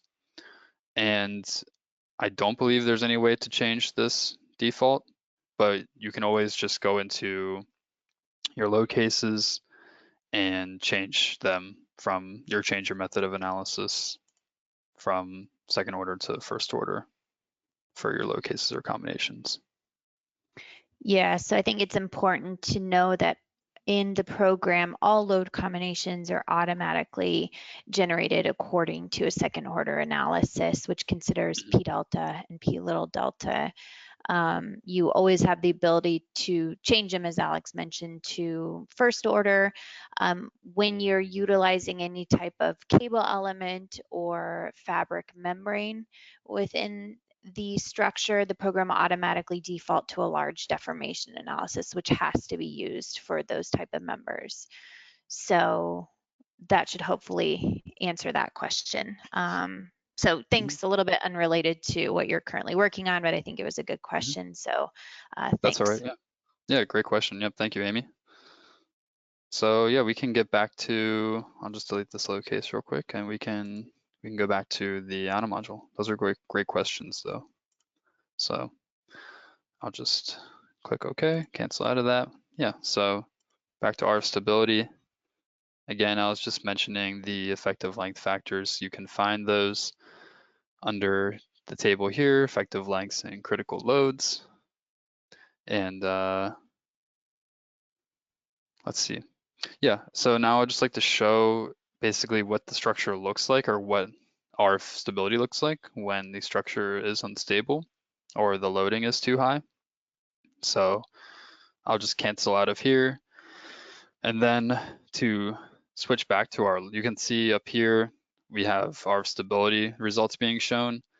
And if you have a lot of different load cases and combinations and result combinations, you can scroll through those or pass through those using these arrows here, or you can hit this drop down and switch between all your load cases and combinations in this drop down window. So we'll go back to our load combination 1 where we have our loading applied. And then I'm going to just change this loading to something that this column won't be able to handle. So I'll change it from 100 pounds to something like negative 14,000 pounds or negative 14 kips. I'll click OK, and that'll be applied to our column here. And just for example purposes, let's say we go back to our stability. We changed our loading on our structure. The RF stability results are gone because we changed the loading. So I'll just go down here to RF stability, and I'll double click on that to open it. Right now we have our load case running as a second order analysis. So let's say I hit calculate to check my structure, and an error message is going to pop up, and it's going to say my LC1 results are not available to be run in RF stability. And this is due to my structure being unstable. So I should have shown, so if we run this basic analysis, if I just run the analysis in RFEM to get my deformations and internal forces and support reactions, this is something that's going to pop up if your structure is unstable. So basically it's saying my structure is unstable, there's an instability found, and down here this message is saying that the specified load is greater than the critical load, and it's possible to calculate the critical load factors in buckling and the auto module RF stability. So basically what I can do is, again, I showed you if I try to run the calculation in RF stability, it won't let me. So the next step would be to go into my load cases here. And the reason why I can't run this load case in RF stability is because I'm running according to a second order analysis. So if I change this to a first order analysis, I'll click OK. And then if I go back into R stability, I can change this, or I can hit calculate. And now my calculation should be able to run with no error. And once this is done running, you'll see that my critical load factor here is below 1, which is not good. If you see your critical load factor below 1, this is saying that basically your structure cannot take 100% of the loading. It can only take 0.966%, or I'm sorry, 96.6% of the loading. So just to reiterate, if you see a critical load factor below 1, then this means your structure is unstable and cannot handle the loading that is applied.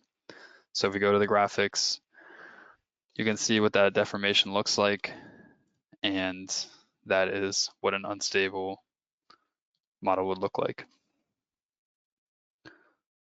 So now, next thing, I just have another question just to help with understanding. So if we hop back to the PowerPoint real quick. The question is, the critical load factor specifies which factor can be used to increase the stiffness until the structure system fails. And the question is this true or false? So I'll just give you guys 30 seconds to answer that, and then we'll go over the question.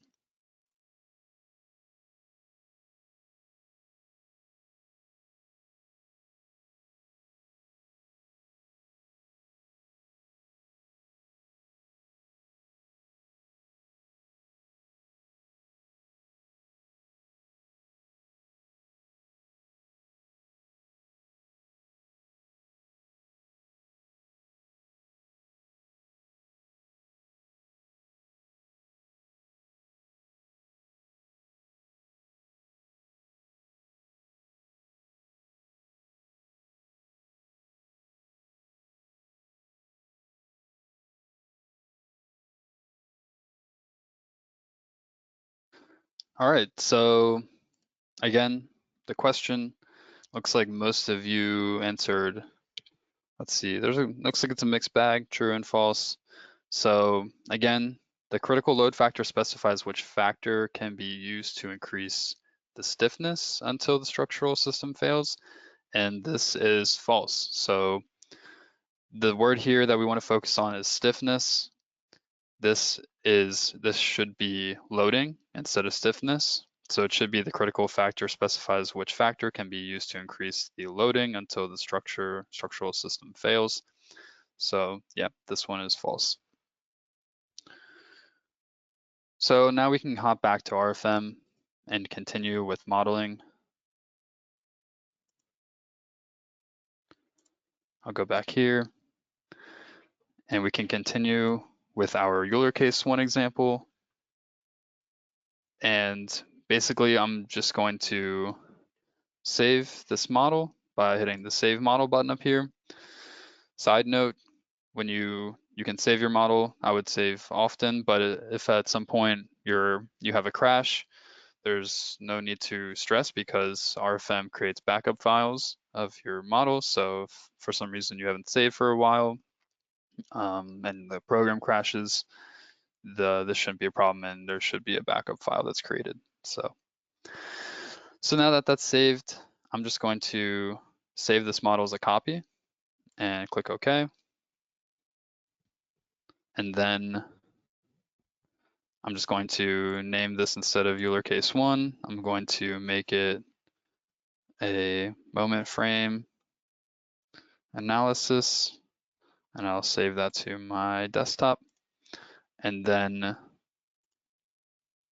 the reason that I'm doing this is because then I can open this back up as a separate model and turn this column into my moment frame. So I'm going to turn off the results and change my force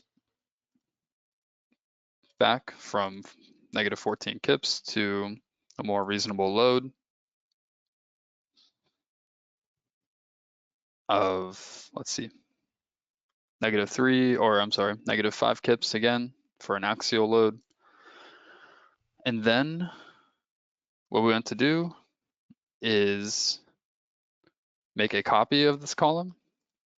So I'm just going to highlight it, and then I'm going to hold Control, and just to get a better visual, so I'm going to hold Control, and I just want another column to be 10 feet away, since this is 10 feet spacing for these grids.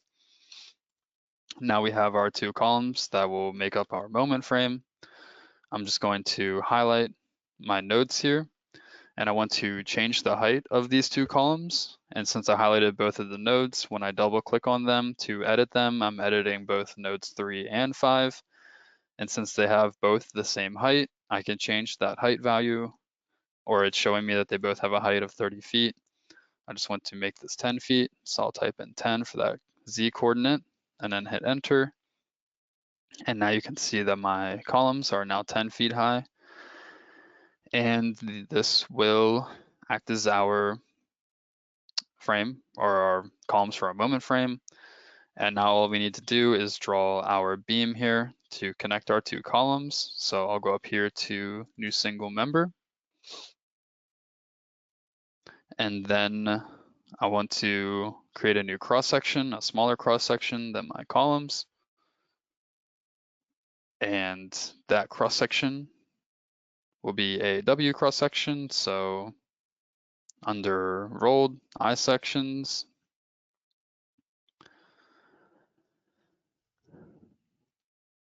that will pop up.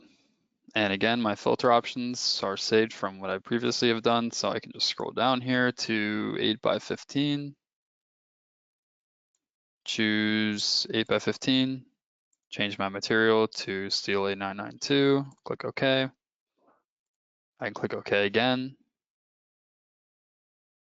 And now I can simply just select or snap to my node here and then snap to my other node here. And I'm getting a perpendicular symbol showing me that this is all perpendicular. And then I can right click, and now we have our beam connecting our two columns here. And now what I want to do is just add to make this a little more interesting, I can just add a new member load by clicking on the new member load button. And this is going to be a force uniform. It's going to be in the global Z direction, and it's going to be -3 kips per foot. I'll click OK, and then apply this. And so now we have our axial loads on our columns and our uniform load on our beam here. And then I can run my calculation real quick just by clicking calculate all. And I do see that it's 12 o'clock or about 12 o'clock. So I think now is a good time to take a quick 5-minute break. So I think everyone can take a break and come back at 12:09. We'll come back. So.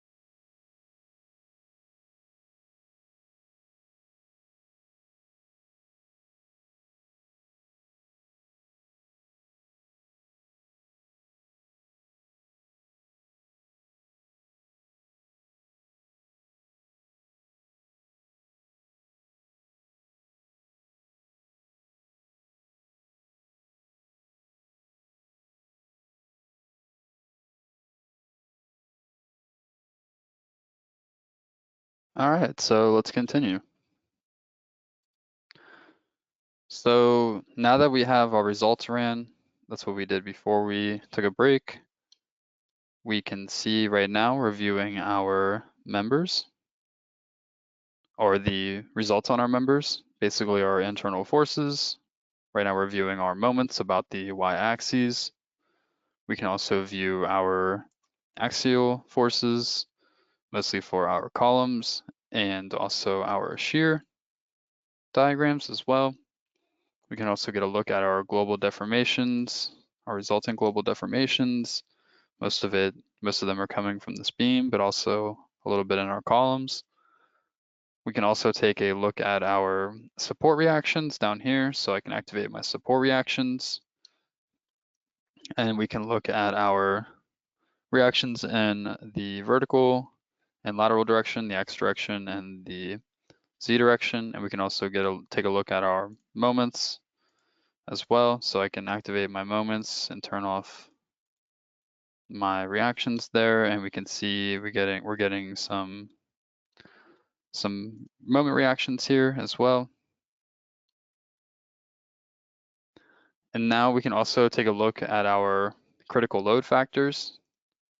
So I can jump up here and jump back to our stability, and we can take a look at our first eigenmode here. I can also hit this button here and jump back to our stability and take a look at my critical load factor here, along with my effective lengths for the weak and strong axes.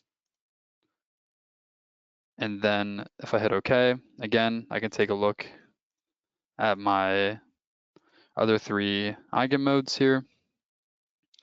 And you can see one of the eigenmodes is deforming out of plane, or actually all of them are. So maybe something with a moment frame is you would just like to keep it in plane. So to do this, we can add supports to the top corner or corners of our columns here to prevent out of plane deformation. So I could simply just highlight my nodes here, hold Control and highlight both of those nodes, add a new nodal support, make a new nodal support definition type. And basically I want this node to be able, or these supports to, sorry about that, simply keep our supports in plane. So I want them to be able to rotate about all axes or all degrees of freedom. And then also I just want to have them be able to move in translation in the X and Z direction. So I'll click OK. Click OK again, and now those supports are added to the top, keeping my frame in plane. And then I can just run our stability results. And then I can check out my eigenmodes for this frame.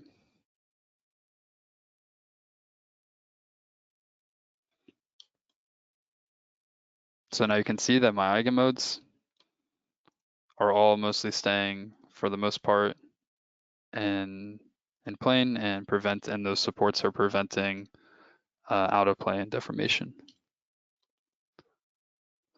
So that basically is the end of the moment frame model example. So now we can move on to the modeling the concrete model. So I'll jump back to the PowerPoint.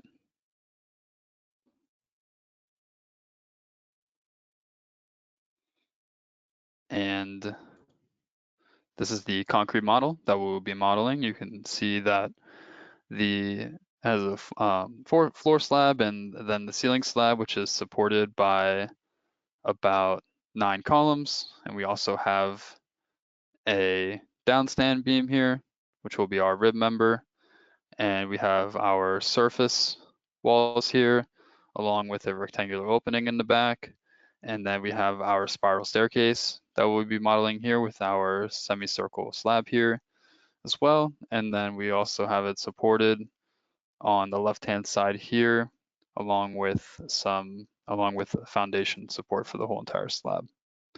So before I start that, does anybody have any questions that I can answer within the questions panel.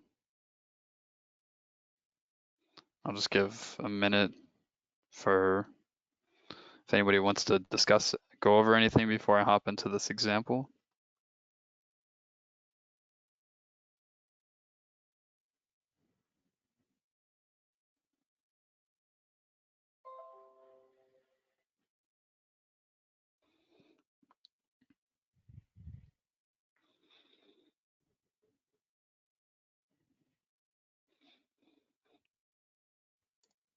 I'll just start setting up the model real quick.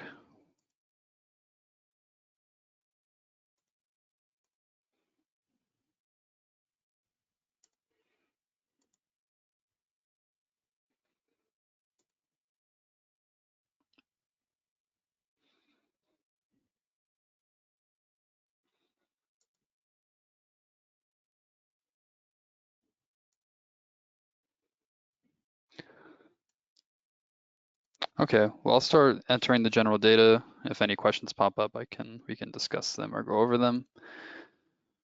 So for this one, I'm going to name it concrete model. Training November 10th. And again, description's not too important. You can have it or leave it blank. Everything else looks good. It's gonna be a 3D model.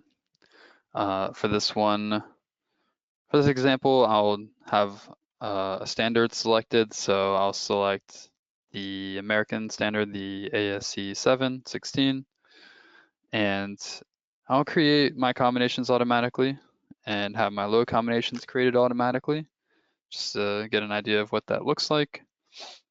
And everything else we can keep as default. Make sure our local axes is set to downward. So I'll click OK. And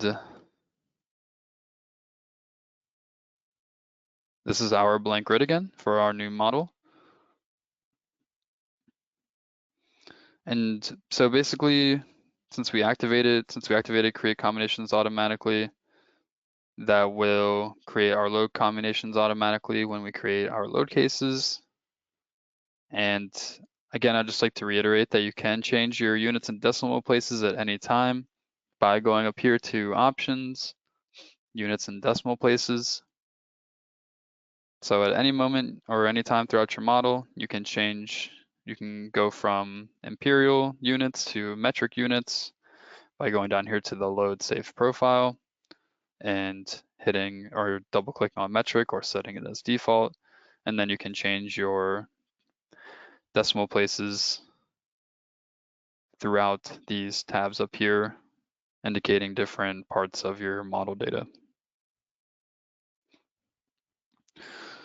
So the first thing we want to do is start off with drawing our foundation slab here. So what I'm going to do is go up here to reverse in the Z direction so we can change it. This is handy so we can change our view and get a top-down view to draw our slab. For this model, since it's going to be a larger model, I'm going to change my settings of my work plane real quick for the grid points to change dynamically according to the size of the model. And then now I can simply just draw my rectangular surface like we did before for the continuous plates.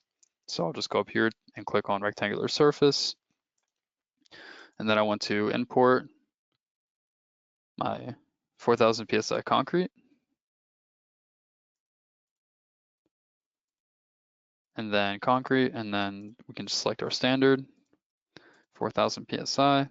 I'll click OK. This is going to be an 8-inch thick slab, so we can keep that as default.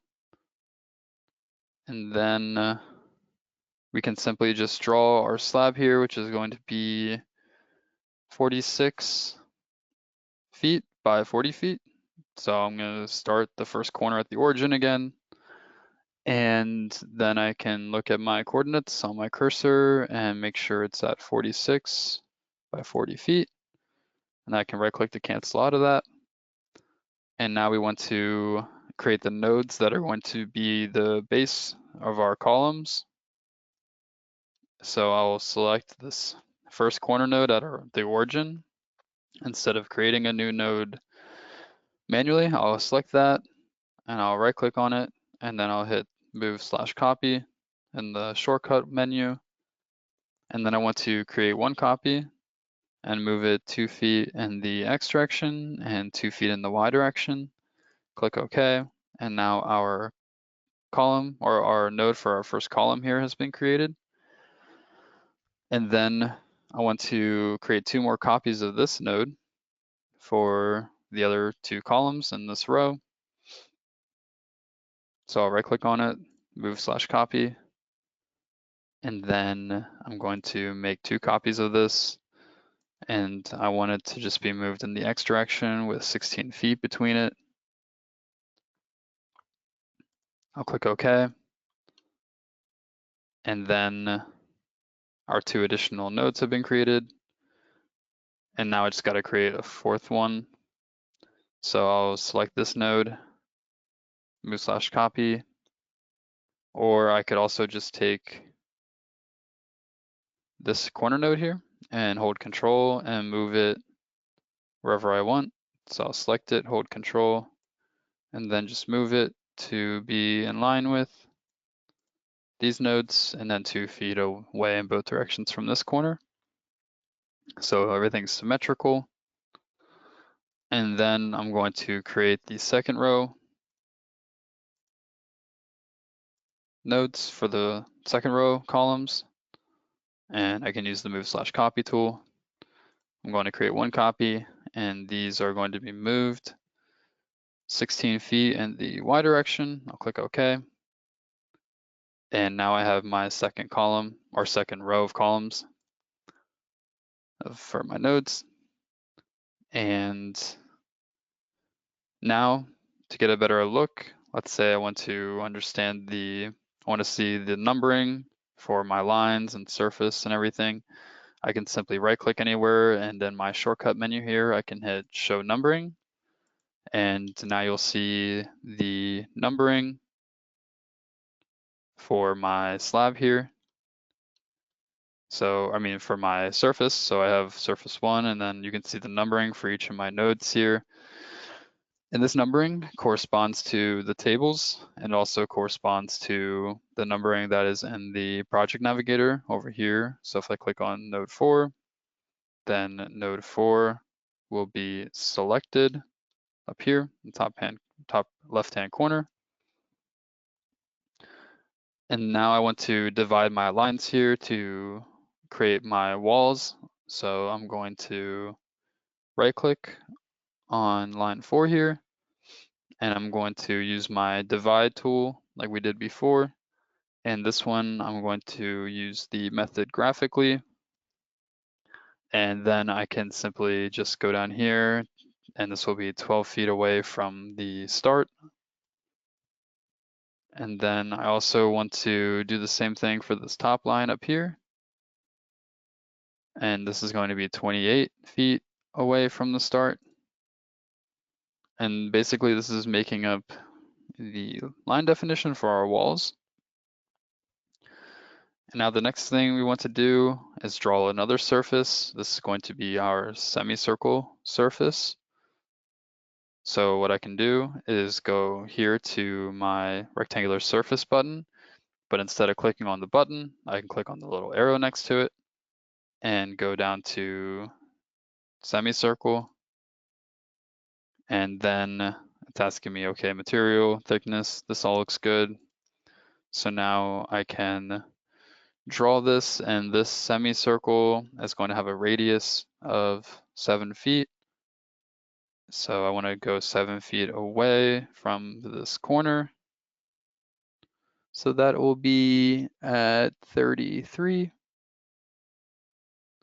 I can click, that'll be my center, and then I'll click and snap to the corner node and right click to exit out of that tool. And now I have my semicircle. And now we can create our ceiling slab. And this is pretty easy because our ceiling slab is identical to our floor slab almost. So the height between our ceiling slab and our floor slab is 11 feet between both of the slabs, but the center axes of the surfaces must have a spacing of 11.83 feet because our slabs have a thickness to them, which is 8 inches. So we want to make sure that the actual spacing between these two slabs is 11 feet, including the thickness of the surface. So I'm just going to take and highlight this whole surface, right click, and use the move/copy tool. Make one copy of the surface and then move it 11.83 feet into the Z direction. And now I have my ceiling and my floor slab, and I can hit my isometric view here, and I can also do a perspective view, which allows me to get a top-down view, and now I can see both my ceiling and my floor slab. I'll turn that off and go back to isometric. And then the next thing we want to do is divide some more lines. So I'm going to go to line 16, which is up on the top here of my ceiling slab. And basically I just want to divide this line in half, and you'll understand why once I divide it, or you'll understand later throughout the modeling process why I divided this line.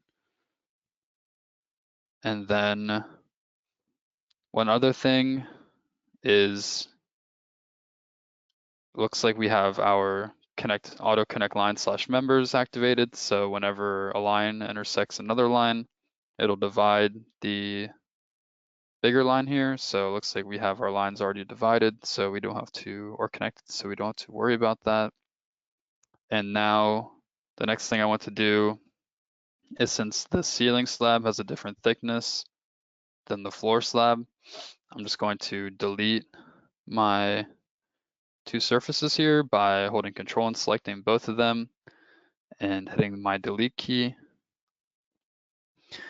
And then we also want to delete lines 16, 17, and 18.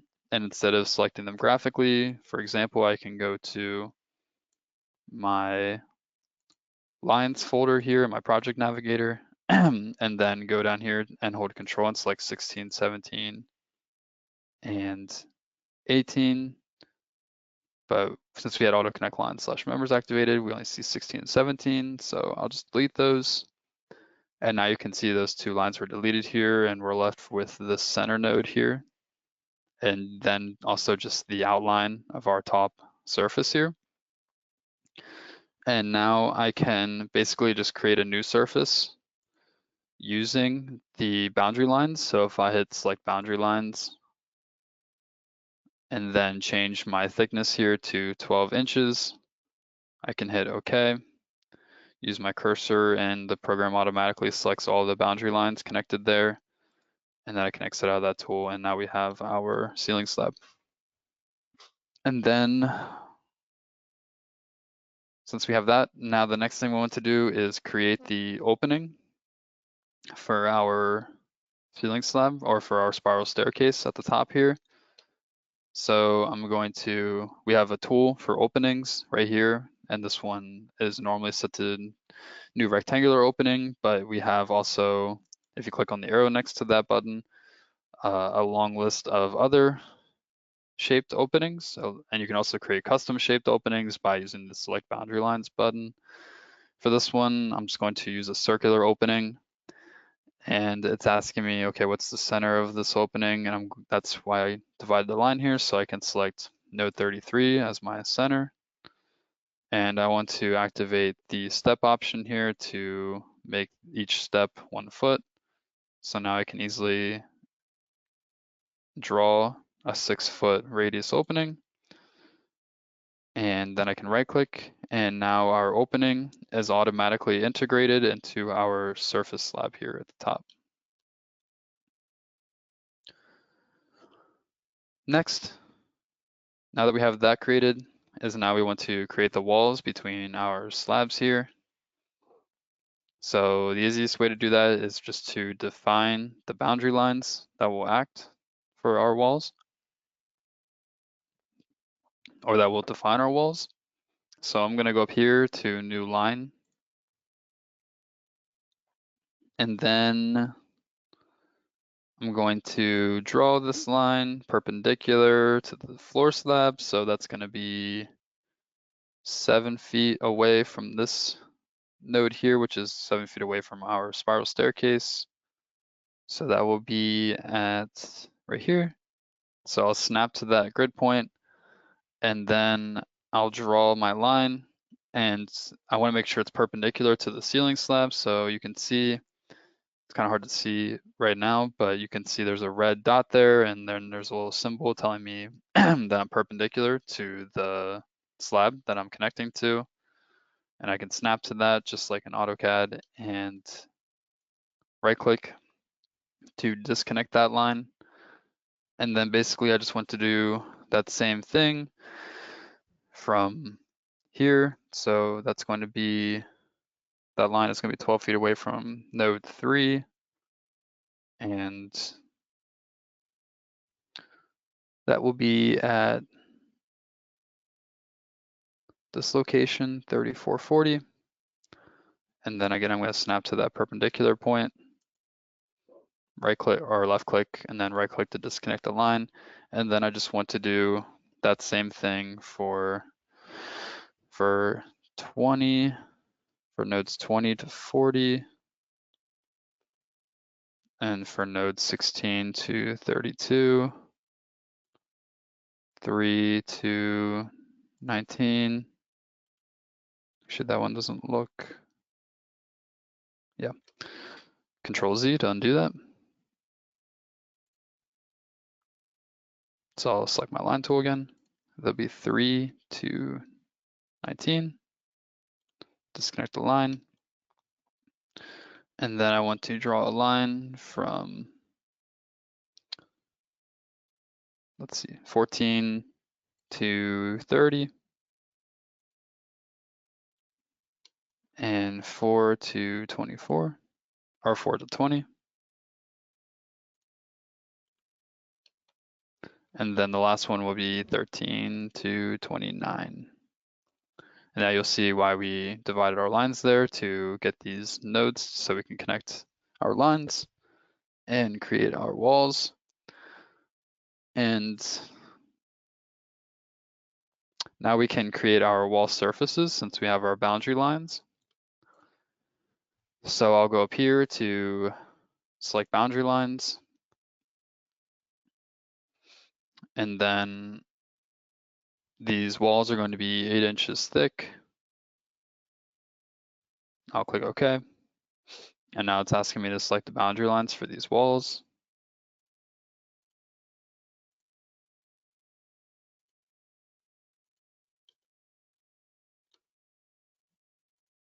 So I'll simply just go around here and make sure that I select the lines in a polygonal chain.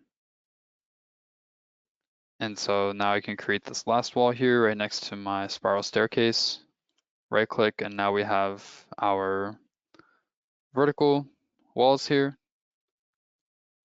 And now to create this curved surface here for our spiral staircase, we have to use a special tool. Since this wall will not reside in one plane, we have to use our quadrangle tool. So if I go up here to this button and hit the arrow next to it, I can find my quadrangle tool, general four-sided surface. So I'll select that, and this is also going to be 8 inches thick and the same 4,000 PSI concrete. I'll click OK, and then this is just like selecting the boundary lines for the walls. I'll select those boundary lines, and now we have our walls and also our curved surface. And to get a better look, I can change the rendering to a solid rendering just to get a better idea what that looks like. So now we can move on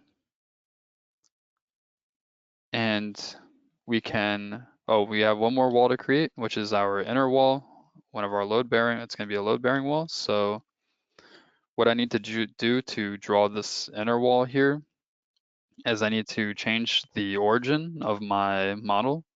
And to do that, I can go up here to this button, very easy, called Set Origin of Grid/Work Plane. I'll click on that, and then I'll just tell it, okay, I want it to be at node 14.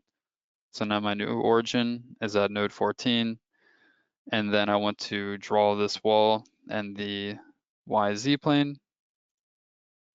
So I'll set my work plane to the YZ plane, and now I can simply draw my wall right here. And so it's going to be a rectangular wall.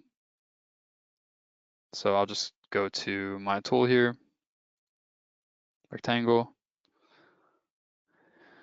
This wall is also going to be 8 inches. And so I'll click OK. And the first corner is going to be at node 14, and the last one's going to be at node 26 up here on the ceiling. And so now we have that load-bearing wall right here. And we can set our grid plane back to the XY plane. And now we can go and create our columns. So since we already have the nodes set for the location of our columns, all we have to do is connect them. So I can just use my new line tool and connect my nodes here. I will connect nodes 5 and 21. Right click again, and now I have this line here, but it doesn't have any cross section or material assigned to it, so I'll double click on it to edit it. And then I can go to member, and under the member tab, I can go to available and check off available for the member option. And then I want to just import a cross section from the cross section library.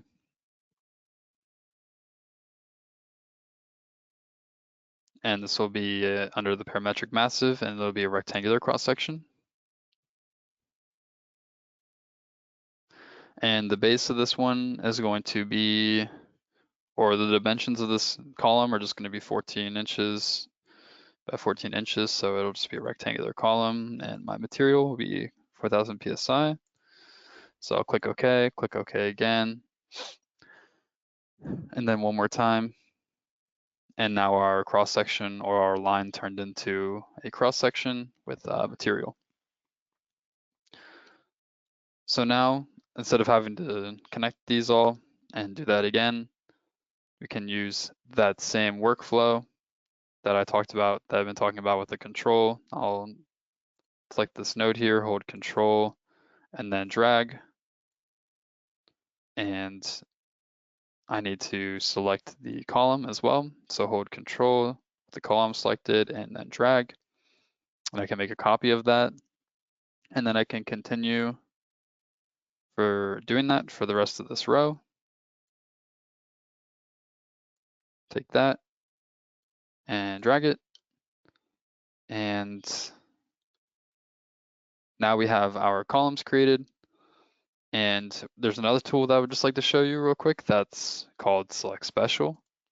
So if I go to this tool, and let's say that I have a lot of 14 by 14 columns, all in different locations, and they're very hard to highlight all of them.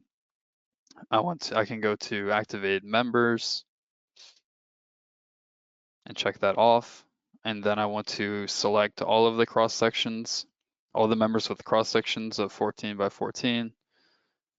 And I'll click OK. And now all of my columns here have been selected. And what I can do is utilize my control key again, hold that down, left click, and then just simply copy that whole column. Whoops, I didn't copy it, but if I hold control and then click and drag, let's actually Control Z, undo that. I want to hold control and then copy.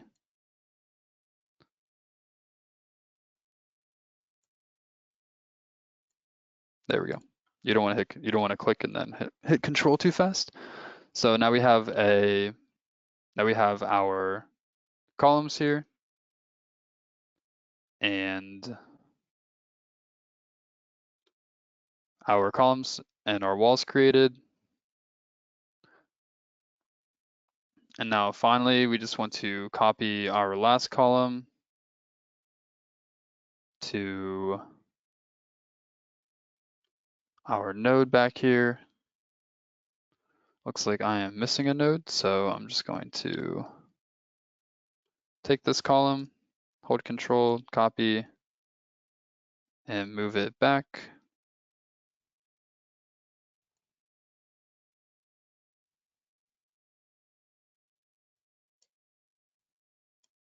There we go.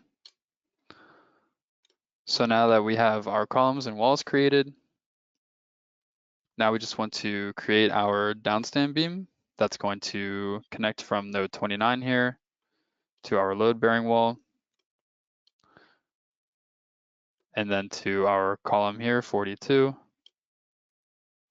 So it actually looks like our load bearing wall is extended too far.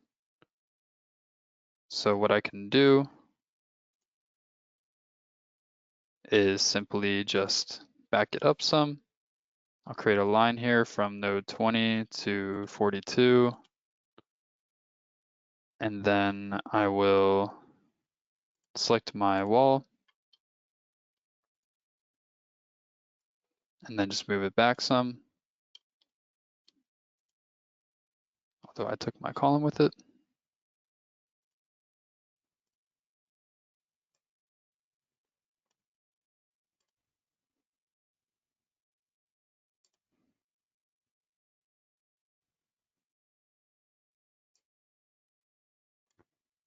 There we go. And then I can just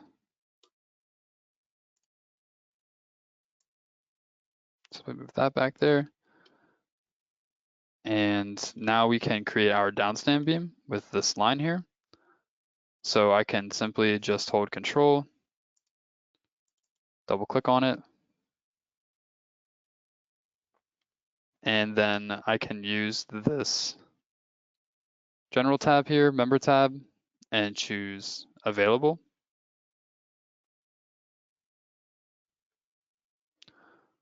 And then with my member type here, this is where we're going to switch the member type from beam to a rib member type.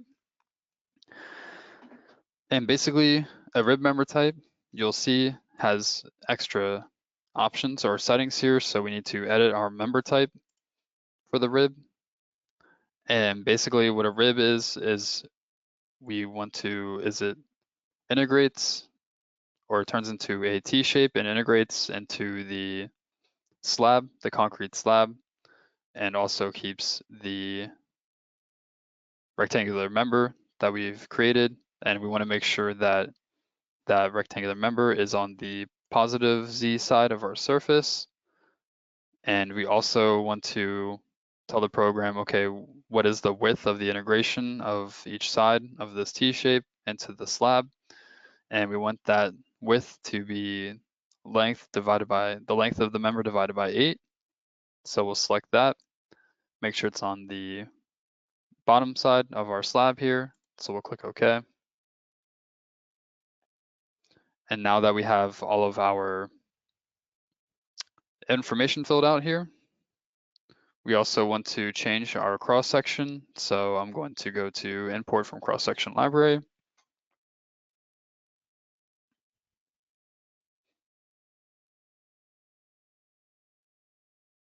And then I'm going to go to parametric massive. And basically this rib is going to be 12 inches by 12 inches. And it's going to have a material of 4,000 concrete or PSI concrete. And then I'm going to click OK again, and again.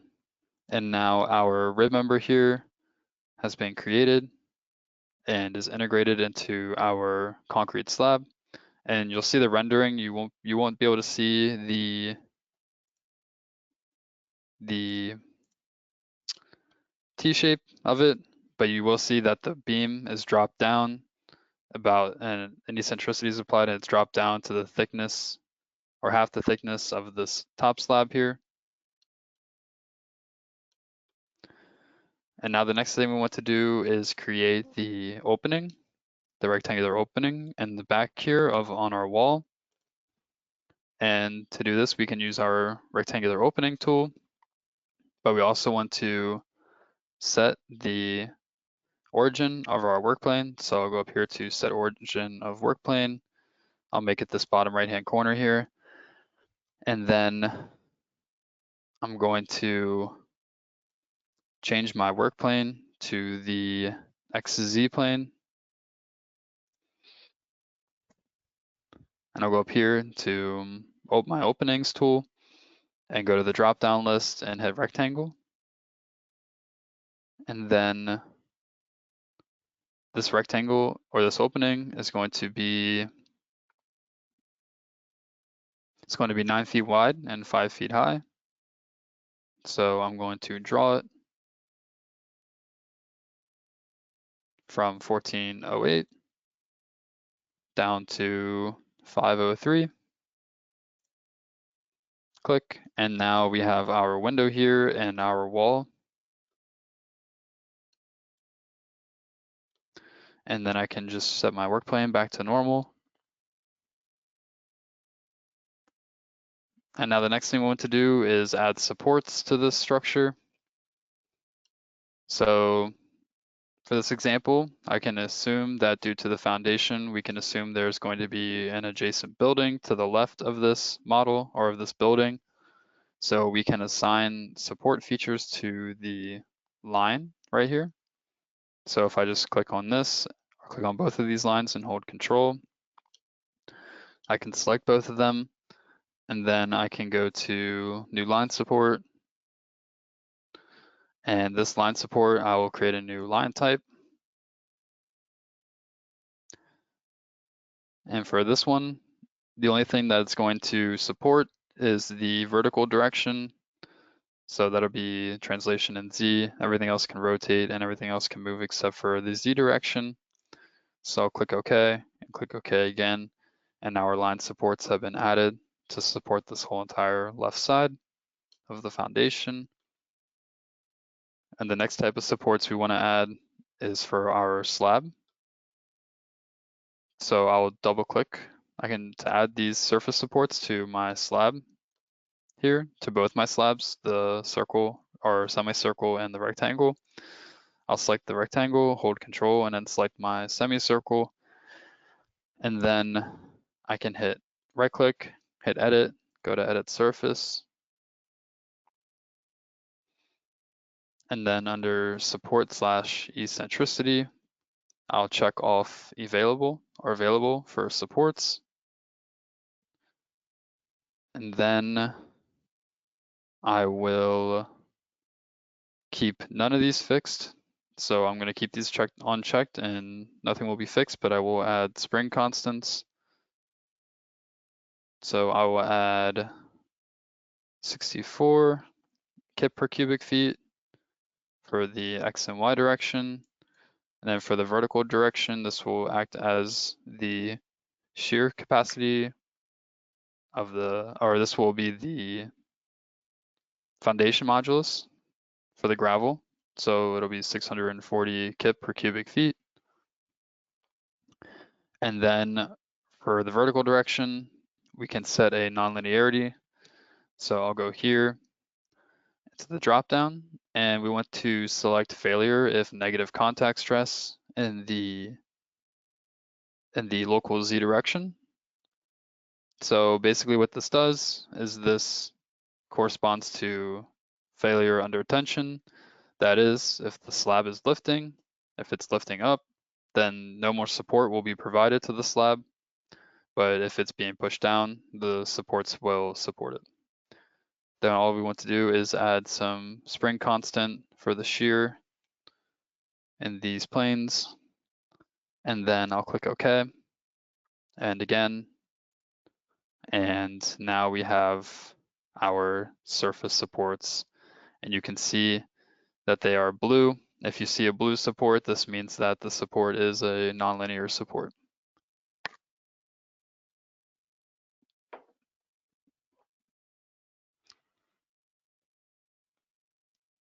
The next thing we want to do is add some stiffness modifications. We talked about this earlier.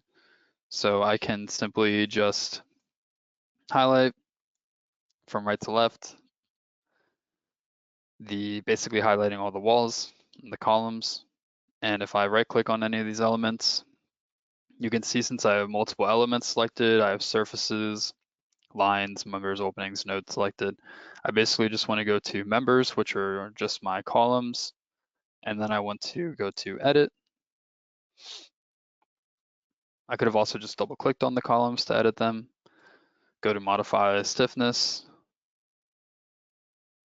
And then under definition type, since we're modeling, or the structure would be for this example modeled according to the ACI, the American standard, we can click on that.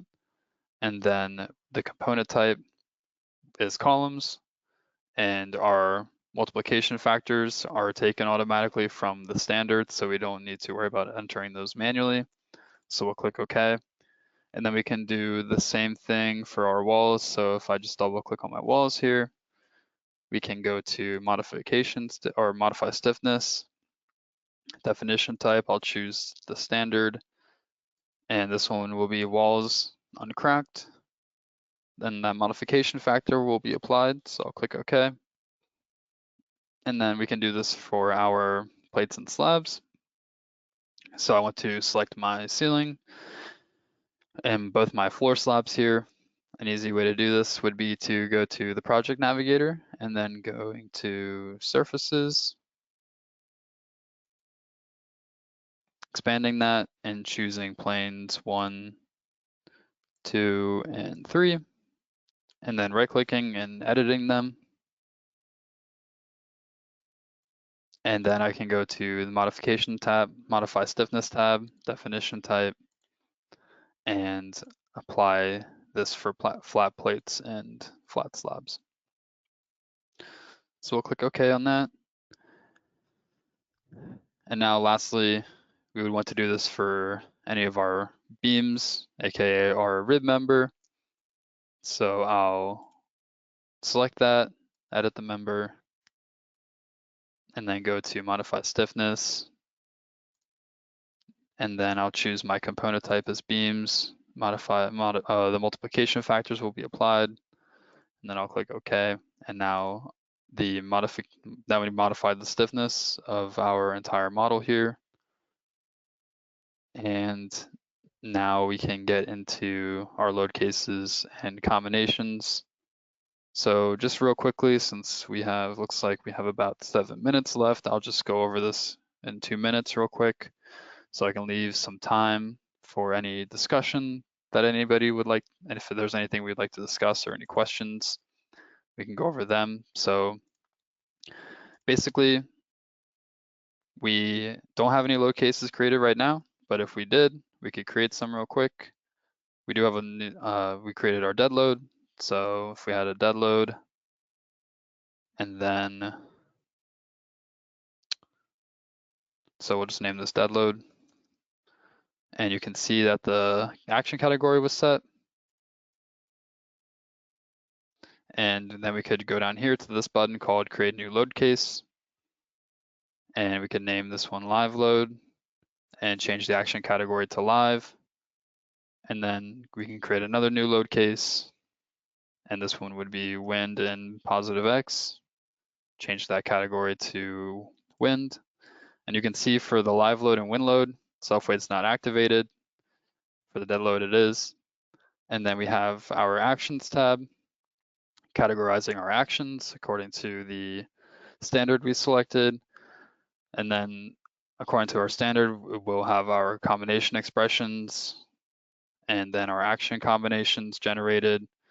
And if you want more information on what these which ones are generated, we can click, or how these are generated from the standard. You can click on this eye here and it'll give you this information from the standard. And then our load combinations for both serviceability, limit state design, and our ultimate limit state design have been created here as well. And then basically we would have our result combination, which is an envelope solution taking the worst case scenario and best case scenario from our generated load combinations and putting them into and giving our maximum and minimum results for each of those categories. So yeah, so that's basically the end of this example and almost the end of this training. I just wanted to leave some time just in case anybody had, we can hop back to the PowerPoint. I just wanted to leave some time just in case there was any questions that anyone had or anything anybody would like to ask before we end the training or anything we would like to go over.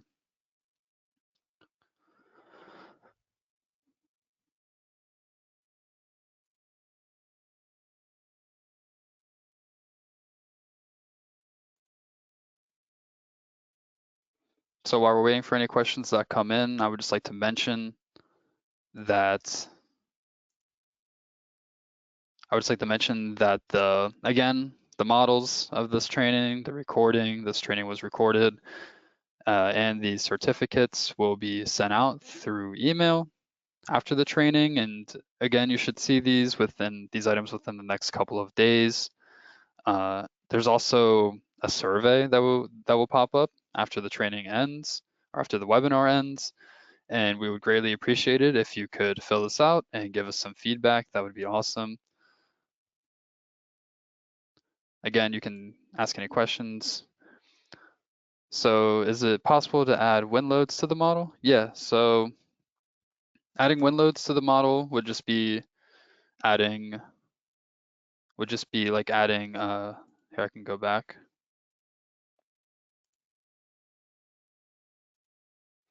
Basically, that would be just adding member loads, and surface loads. So if I wanted to, let's say, add a lateral load here, we could do that. Looks like my load case isn't saved. So we could just click on this button here called surface load. And let's say our load case would be wind in the positive X. And then I could simply just, the new surface load dialog box will pop up and you can tell it, okay, I want to apply this surface load in the global Y direction. We'll just give this a quick magnitude, click OK. And then I could just simply add those surface or those wind loads in, but I would add them to the back end of the structure.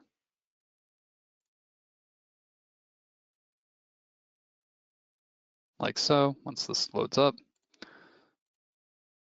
So like that, this would be more of a suction load, but I think you probably understand the idea. Are there any other questions? Will there be a part 2? On the site it shows 2 part 3s, or 2 part 3s. Yeah, so there's only one, there's no part 2 or part 3 to this training. I think this was the last student training for this year, but I'm sure we'll be giving more next in 2021 and the beginning of next year at some point. So yeah, look out for those, but there is no part 2 or part 3 to this training.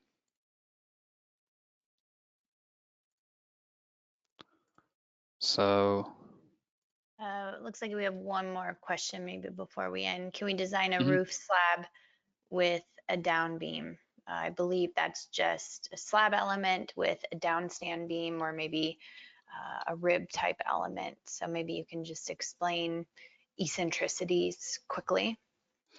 yeah, so that's kind of like the rib member we designed for this ceiling slab. Is that correct? So you could, instead of using a rib member, this could just be a beam, a normal beam element. And so let's say if I just take this rib and turn it into a beam, you can add eccentricities to drop the beam down below the ceiling slab. So if I'm in my edit member dialog box here and go to options and then under member eccentricity, I can create a new one and I can tell it, okay, offset my beam, or take the top of it and offset it to the bottom, do a relative offset. And you can also do a manual absolute offset, but you can use this to add an eccentricity and drop it down below the ceiling slab. So yeah, I think